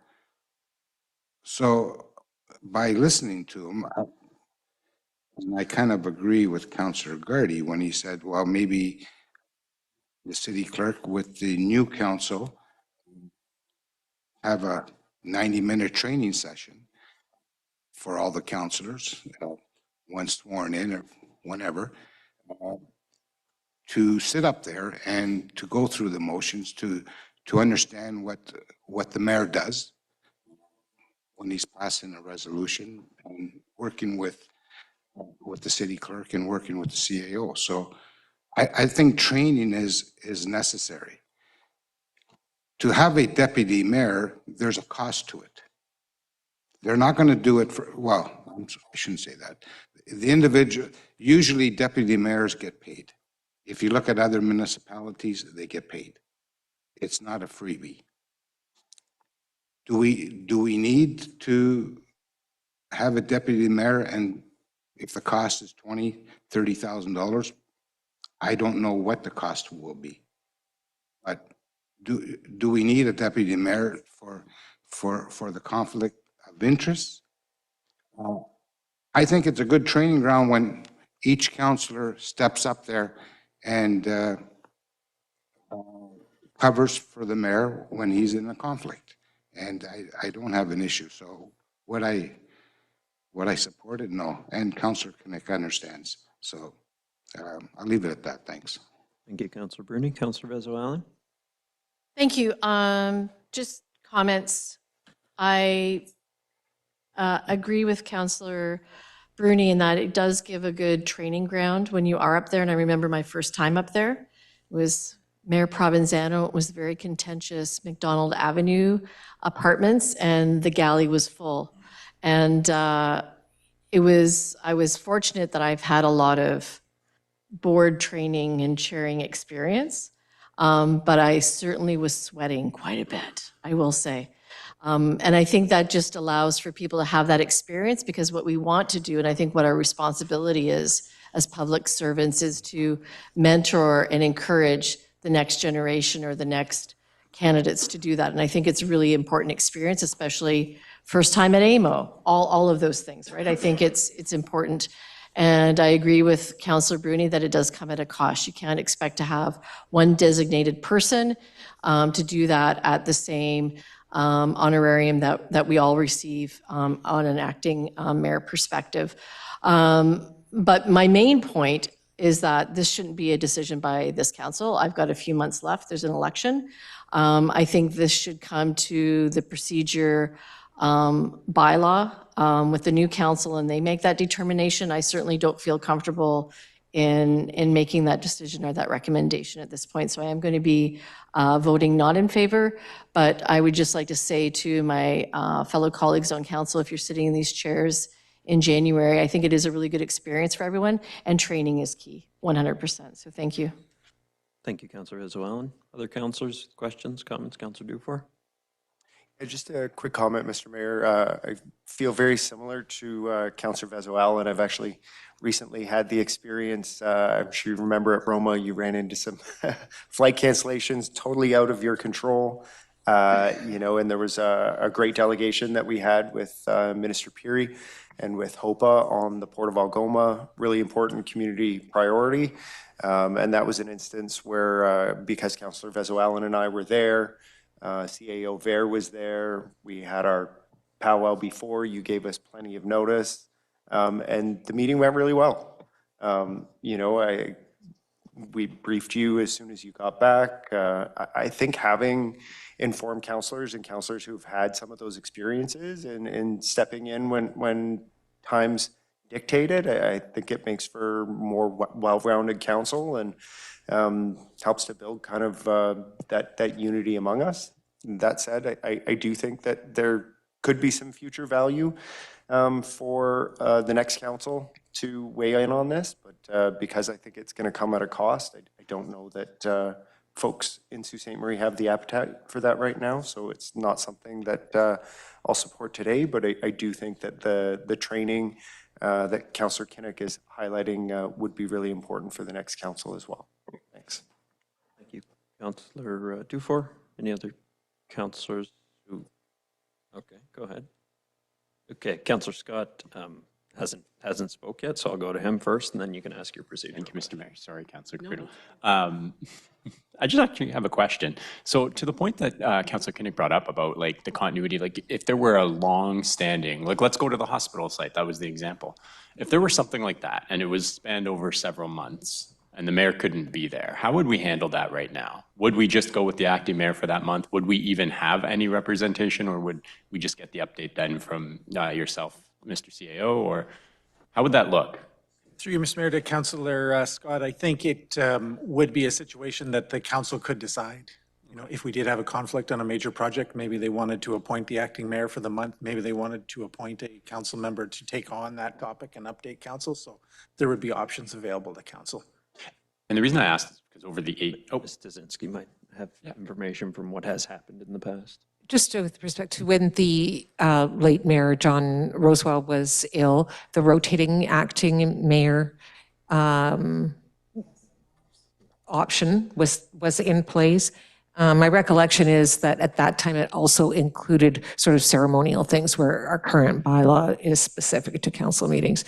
And actually the biggest sort of procedural problem with that was just that council had to pass a motion every, if I'm not mistaken, it was either, I think it was every 3 months to approve the absence. Right. But in terms of the duties of the mayor, it was on the rotational basis. Yeah, because we've never run into this through like a long-term project conflict in the past 8 years that for me anyways, I don't recall anything coming up. So that's why I was curious, because that's a very good point. If that were to occur, how would that look? And we would want continuity. I do agree with the way Councillor Bruni had laid it out, though. I think it's an important experience for everybody to get the opportunity. I think maybe additional training, maybe not 90 minutes. I don't want to commit Rachel for that. Even just, additional training. But admittedly, anytime I've gone up there, I still lean over and I'll ask either Ms. Stasinski or Mr. Ver what to do sometimes, because we're not, even though we're here, we don't always know the inner workings and what the mayor's doing up there for procedural stuff. So I think it is important to get up there, though. I can't say that I will support this, but I think the idea behind a lot of it makes sense, similar to what Councilor Gardy was saying. So I think we can take away some of the points from this and still get a win from it. So, thank you. Thank you. Councillor Caputo, procedural clarification? Thank you. I wondered, after hearing what everybody's got to say, if I could offer an amendment to the end of this to have the report brought back to the next council, since we talked about that the next council should be the ones to decide on whether or not there's an acting mayor. You have a seconder for that amendment? I don't know. Do I have a seconder for that? Okay. Okay. Seeing no seconder on that, the main motion remains. And I have, like everybody else here, I don't have particularly strong feelings on this. I think that it's got some decent aspects to it. I think the next procedural bylaw review members, whoever they are, can weigh that and weigh the cost versus the expectations. I did want to clarify, because the motion states specifically that council has experienced regular occasions where I've been unable to participate due to conflicts or absences, that I went back, checked my attendance record, and I have missed 0 meetings this term, 0 meetings last term, and 2 meetings in the term before that. So for 12 years, I've missed 2 meetings. And so I wanted to clarify that that is factually incorrect and ought not to be in there. So that is my only concern with this motion. Councillor Kinnick, did you want to friendly amend that out of there? Yes, no problem. Councillor Gordo? Okay. Subject to that amendment, we could vote on the motion. So I'm just going to remove the word absences due to declared conflict of interest or other circumstances. Is that your friendly? Yes, I think so. Okay. Yes, okay. Okay, then I will. So all in favor of this motion? Opposed? That's defeated. So that motion is defeated 7-4. In the affirmative, Councillor Caputo, Councillor Zagordo, Councillor Kinnick, and Councillor Spina. In the negative, Councillors Gardy, Dufour, Vezo-Allen, Bruni, Scott, Hollingsworth, and Mayor Shoemaker. Okay. Agenda item 9.4, Port of Sault Ste. Marie, a motion by Councillors Gardy and Scott, whereas the City of Sault Ste. Marie has entered into a strategic partnership with the Hamilton-Oshawa Port Authority, HOPA Ports, to develop the Sault to the South Trade Corridor, a transformative $250 million multimodal infrastructure initiative designed to unlock Northern Ontario's resource sectors and enhance national supply chain resilience. And whereas the successful development of a modernized commercial port facility at the heart of the Great Lakes is projected to generate massive regional economic benefits, including up to 1,800 construction jobs and over 2,400 long-term logistics and industrial positions. And whereas maximizing our competitiveness for major capital funding from senior levels of government, including the Government of Canada's National Trade Corridors Diversification Fund and the Province of Ontario, requires an equally clear long-term financial partnership from our municipality. And whereas the City of Sault Ste. Marie must balance this vital economic development project with prudent long-term stewardship of municipal tax levy and local infrastructure assets. Now therefore be it resolved that the City of Sault Ste. Marie commit to a funding envelope of up to $15 million toward the Port of Sault Ste. Marie, with the final amount to be determined based on the project's final funding structure, to be structured in a way that may include, but shall not be limited to, contribution of land to the project, rebates through the tax increment program, contribution of capital infrastructure improvements to support the port development, contribution of a monetary grant or other such method as may be recommended by administration. Further be it resolved that this entire financial and asset commitment be strictly conditional upon the City of Sault Ste. Marie, HOPA Ports, and industrial anchor partners successfully securing the remaining balance of the required capital funding from the provincial and federal governments. And further be it resolved that city staff be directed to prepare a comprehensive implementation report once grant application or funding decisions are known, and report to council with a recommended structure for the total approved contribution. Thank you, Madam Clerk, and thank you to Councillor Gardy and Scott for moving and seconding this. The port is, as we've heard a number of times this term, and as the updates have been brought to us, one of the most critical economic diversification projects that we are working on. It would, if successful, in its funding application, enable us to attract companies that need access to low-cost shipping and that would be able to, or that would need access to shipping in or out for their materials, either raw materials in or finished product out. And it would enable economic development initiatives that we have so far escaped us. So that project and the promise that it has shown, or the prospect that it has had in our community for decades, has never been realized, but I think we are as close as we have ever been to realizing it. We have submitted an application for $250 million to the federal government. An application for a project of $250 million to the federal government with an ask of them. There will be asks of the provincial government, and there will be industry partners that would be expected to contribute to the final project costs. But we should also, if we believe it to be the truly significant economic opportunity that we are faced with, we should also commit a dollar amount to it. This would be equivalent to 5 or 6% of the total project costs, and it could be contributed as set out, whether through contributions of land, contributions of upgrades to services to get to the port or to enhance port infrastructure, contributions either through an economic development grant or other types of contributions that the municipality could make to that project. So I think it is a good balance between an amount that is significant for our municipality, but still sees the lion's share of it paid by the upper levels of government, industry partners, and the operator itself. So I am hopeful that council will support this and hopeful that it will enhance our application, because it will show that as an applicant, we have skin in the game, so to speak. So Councillor Gardy, I'll go to you as mover, and then Councillor Scott as seconder. Sure, thanks, I got a list. Mayor.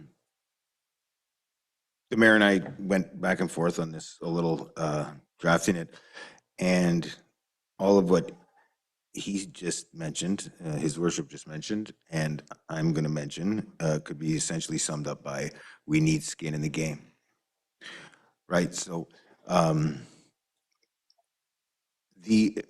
Mayor has mentioned it before, others around this table have mentioned it, other staff members have mentioned it, people in the community I've talked to have mentioned it.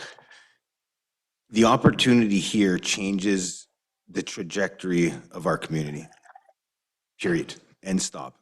And if there's anything that anybody wants to happen in this community, it should be this. So up to $50 million, $50 million only if, you know, the feds and the province are contributing. But I'm gonna keep saying this, and I've said it to Mr. Ver, I've said it to the mayor, I've said it to Perry Sheehan, our MP, I've said it to a couple of cabinet ministers. Right now, they're planning all of these infrastructure builds and these Build Canada efforts, and they're looking to spend billions of dollars across the country. A $250 million ask, especially with a $15 million, up to $50 million contribution for the city, is a no-brainer for the federal government. MP Sheehan has to keep repeating that in caucus and to his members. people in this community should email them and text message and Facebook message them and tell them this is a no-brainer. And you should do the same to the Minister of Transportation. You should do the same to the Minister of Defense, and you should do the same for the Minister of Procurement and everybody else who could be involved. The more people at Cabinet that know about this, the more likely it is to move forward. Prime Minister Carney talks about trade corridors and developing trade between provinces and leveraging existing skill sets and assets and locations throughout this country. Well, then Prime Minister Carney should appreciate that this could be transformative, not only for Sault Ste. Marie, but it could be transformative for our defense industry.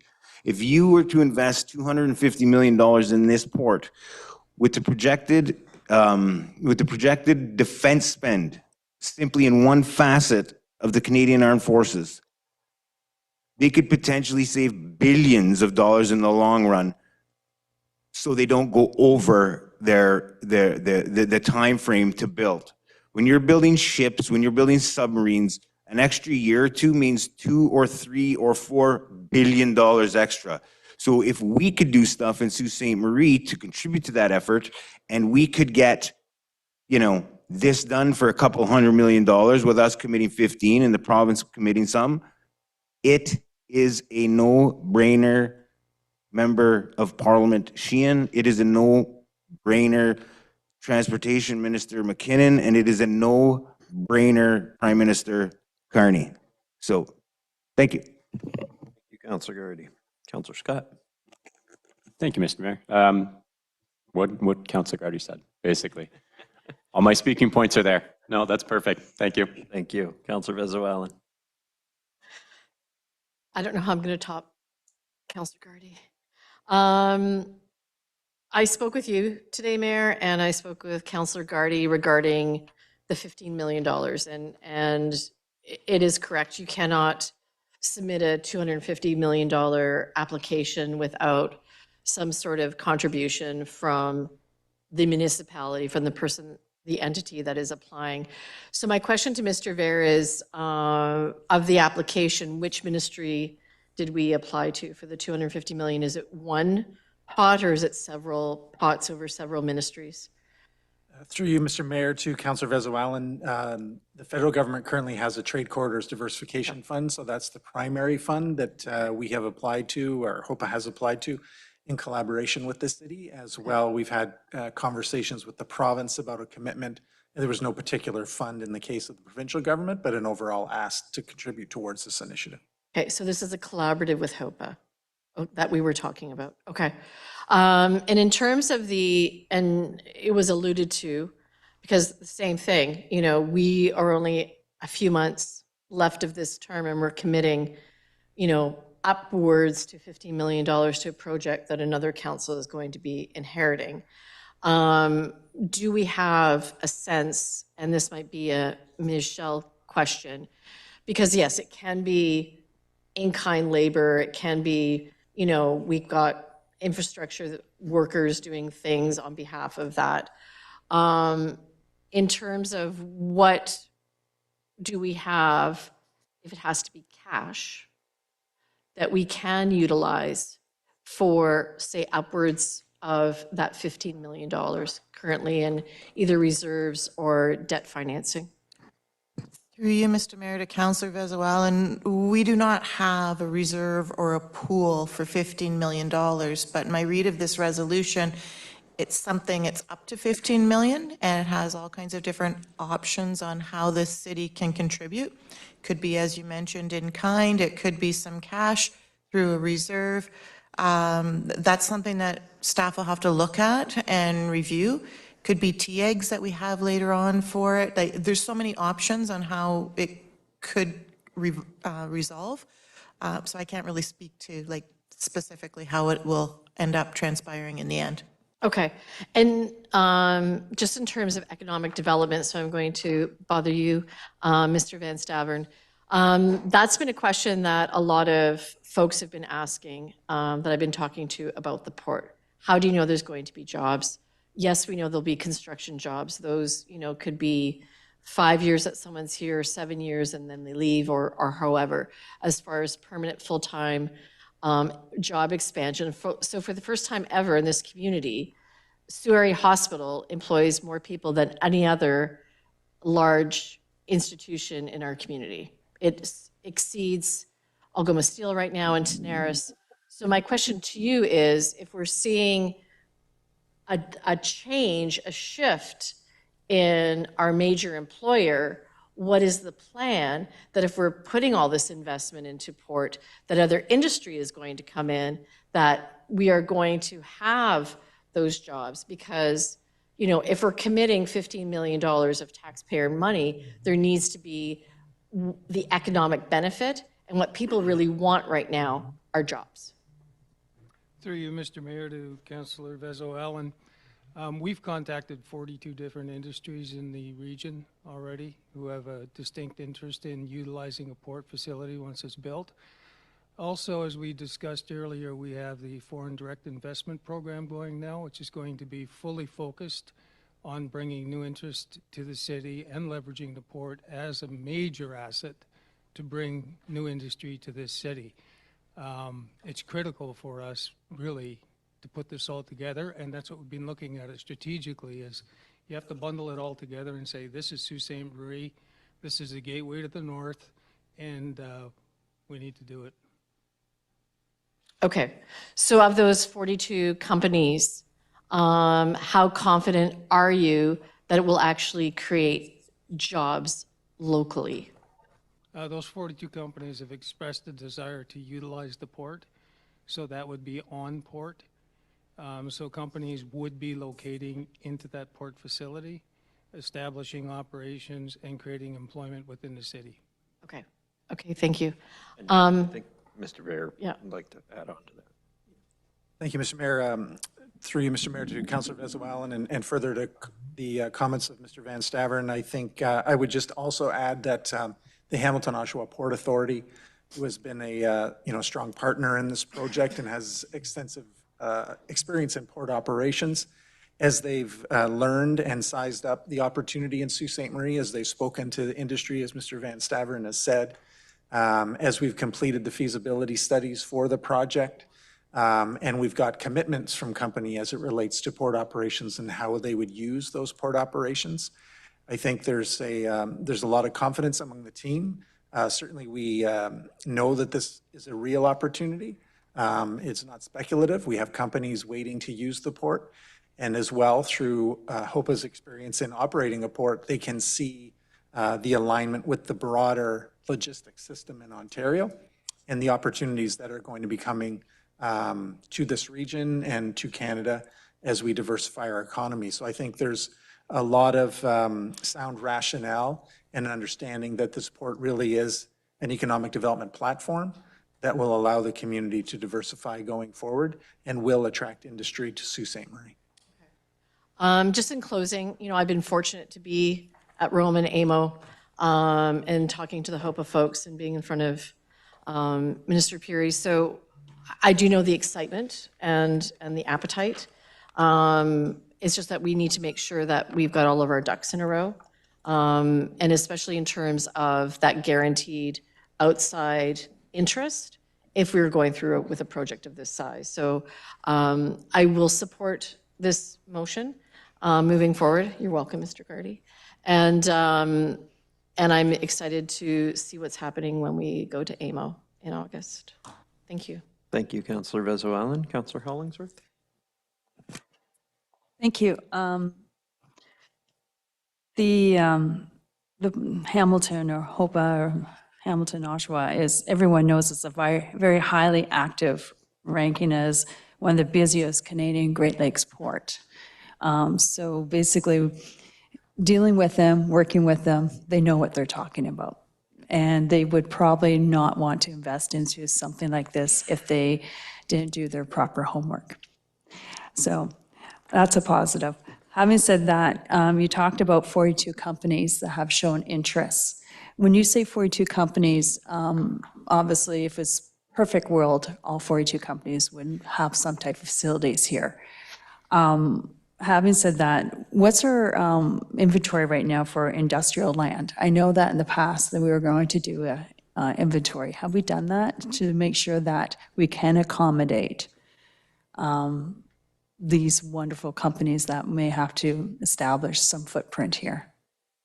Through you, Mr. Mayor, to Councilor Hollingsworth, yes, we have an inventory. Obviously, we sold most of our land on Yates Avenue.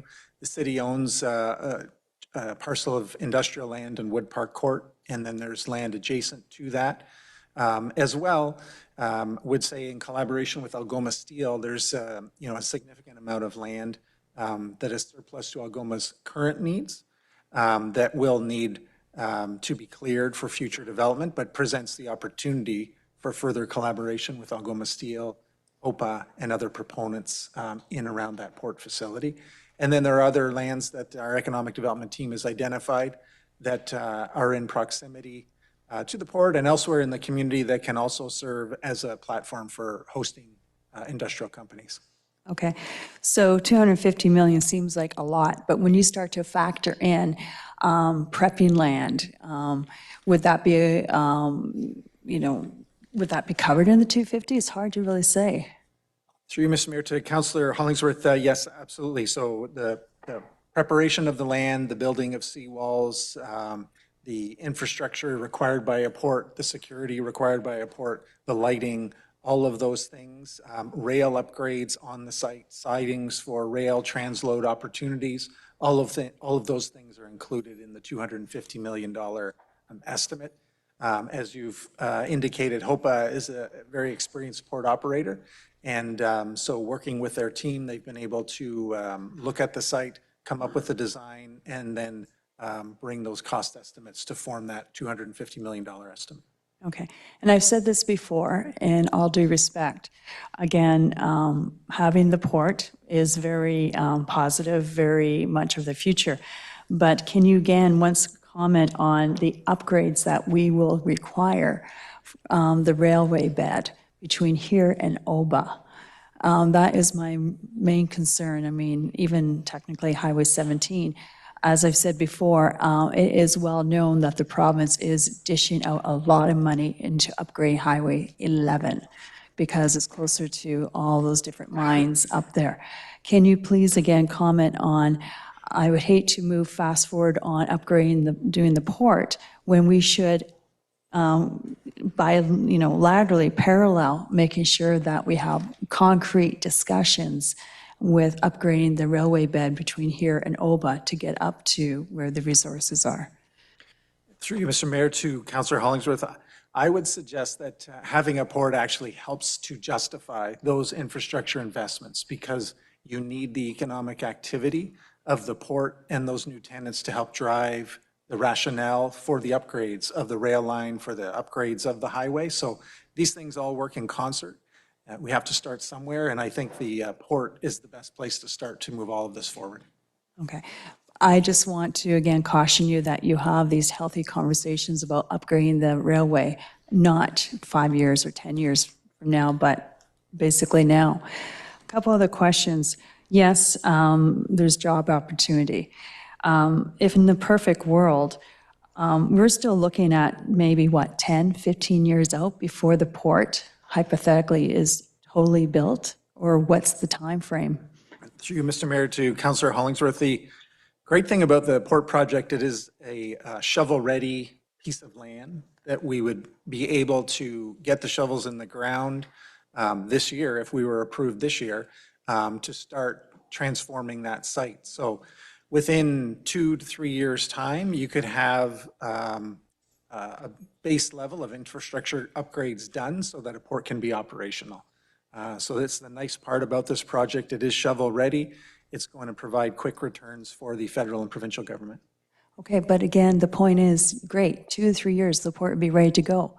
But how are we going to get the resources down there when the railway bed is still undesirable and the 42 companies are still not established here? So we're going to have an empty port for a short time period.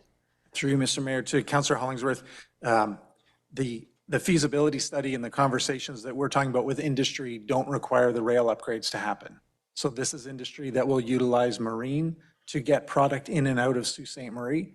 And so the port operations will be functioning and operational without those rail upgrades.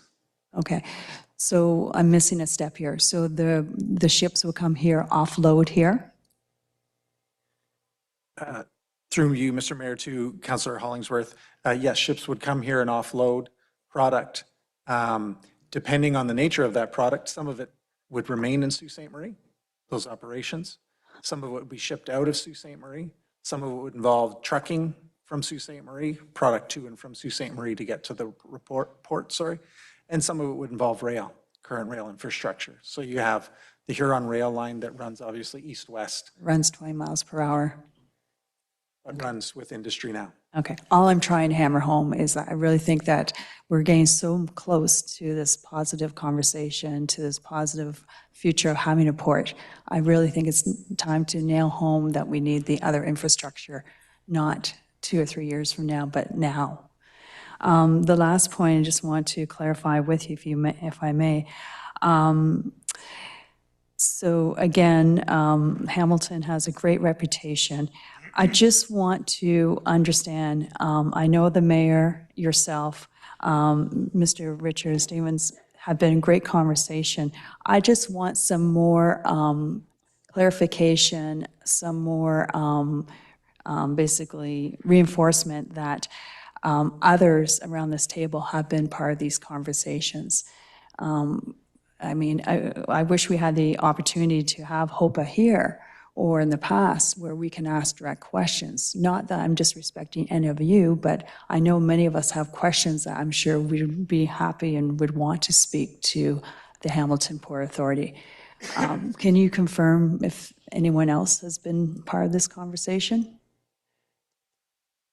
Hope has reached out to every councillor, as I understand, to have a meeting on this. I know a number of you have met with them, but I'm not sure if you've had the opportunity to do that yet. No.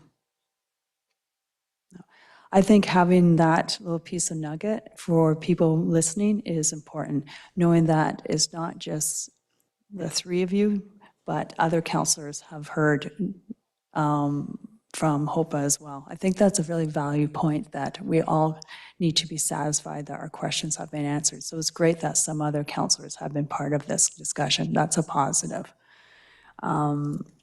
Because it is 15 million, and yes, the 15 million may not be totally in cash. That was very clear. Maybe grants, maybe given land and so forth. But this is, again, a very positive project for the community.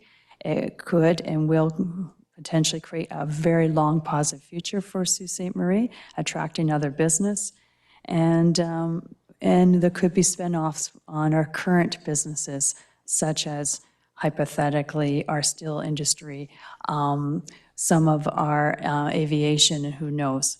So in closing, I just want to make sure that we continue to invest in our current strengths, which we've touched about earlier today.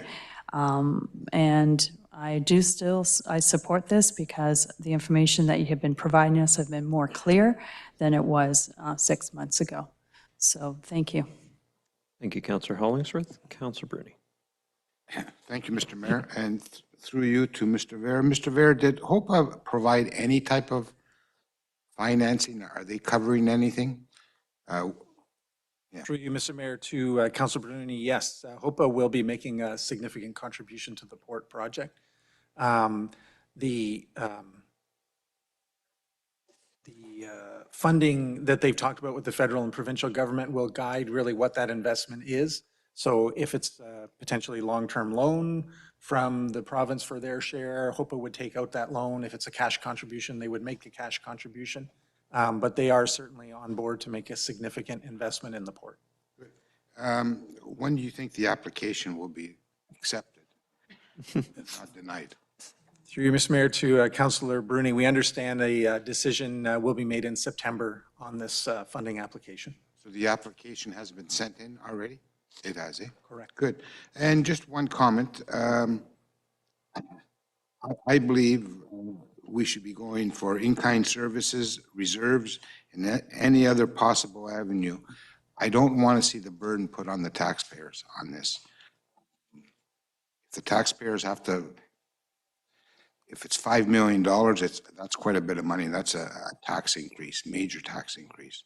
I'm just hoping that staff and council can find other avenues to support this. I'm 100%, as Councillor Gardy said, it's a no-brainer. And thank you. Thank you, Mr. Councillor Gardy, for your comments. They were good. That's okay. Thank you, Councillor Bruni. Councillor Spina. Thank you, Mr. Mayor. I'll be very brief. Quite frankly, I believe this is the exact kind of investment that the citizens of this community expect this council to make.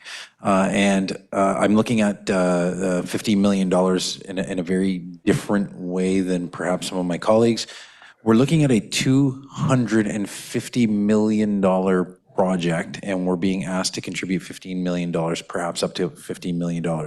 Proportionally, if we were to put that in direct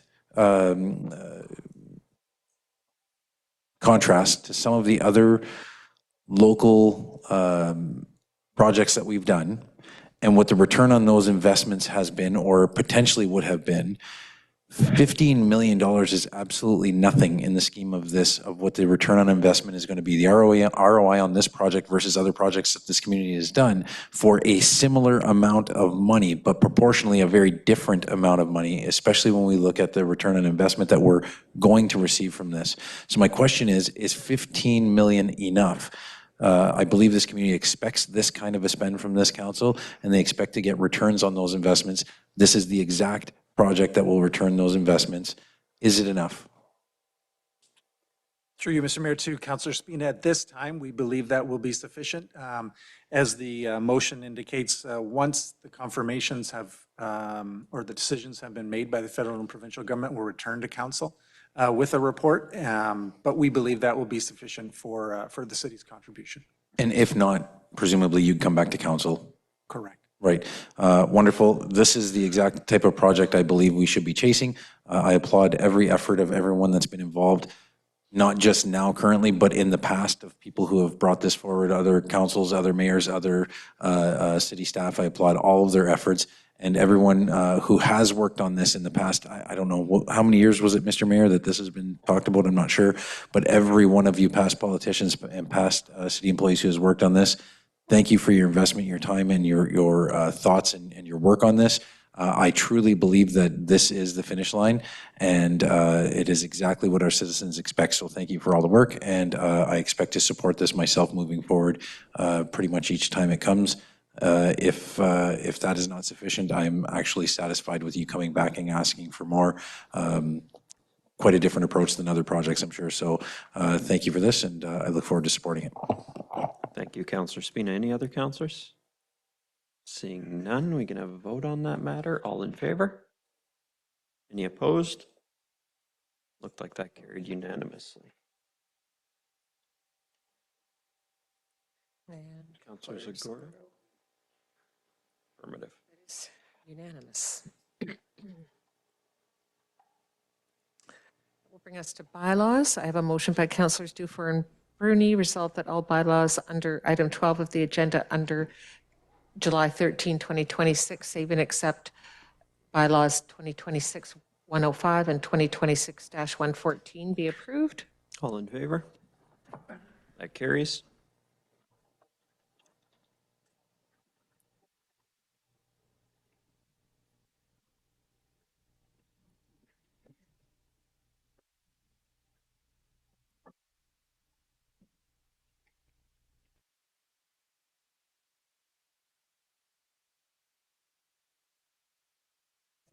And bylaw 2026-105, resolved that bylaw 2026-105 being a bylaw to authorize the sale of surplus property being Civics 184 to 188 James Street to Isni's Living Development Limited, Topline Electric Limited, Tony Stirpe, or as otherwise directed, be passed in open council this 13th day of July 2026. All in favor? Any opposed? Passes unanimously.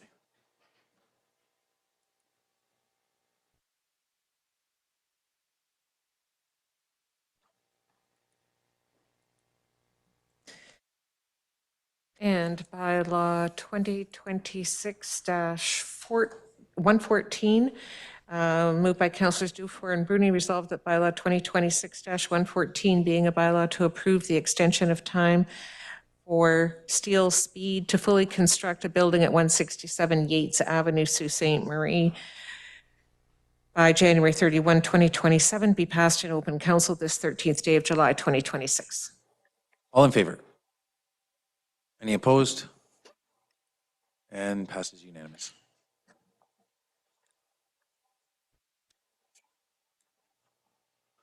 Then I have a motion by Councilors Vezoellen and Bruni, resolved that this council move into closed session to discuss one item concerning labor relations or employee negotiations. Further be it resolved that should the said closed session be adjourned, the council may reconvene in closed session to continue to discuss the same without the need for a further authorizing resolution. All in favor? No opposed. And a motion by Councilors Vezoellen and Kinnick that this council now adjourn. All in favor? And we'll see you all in closed.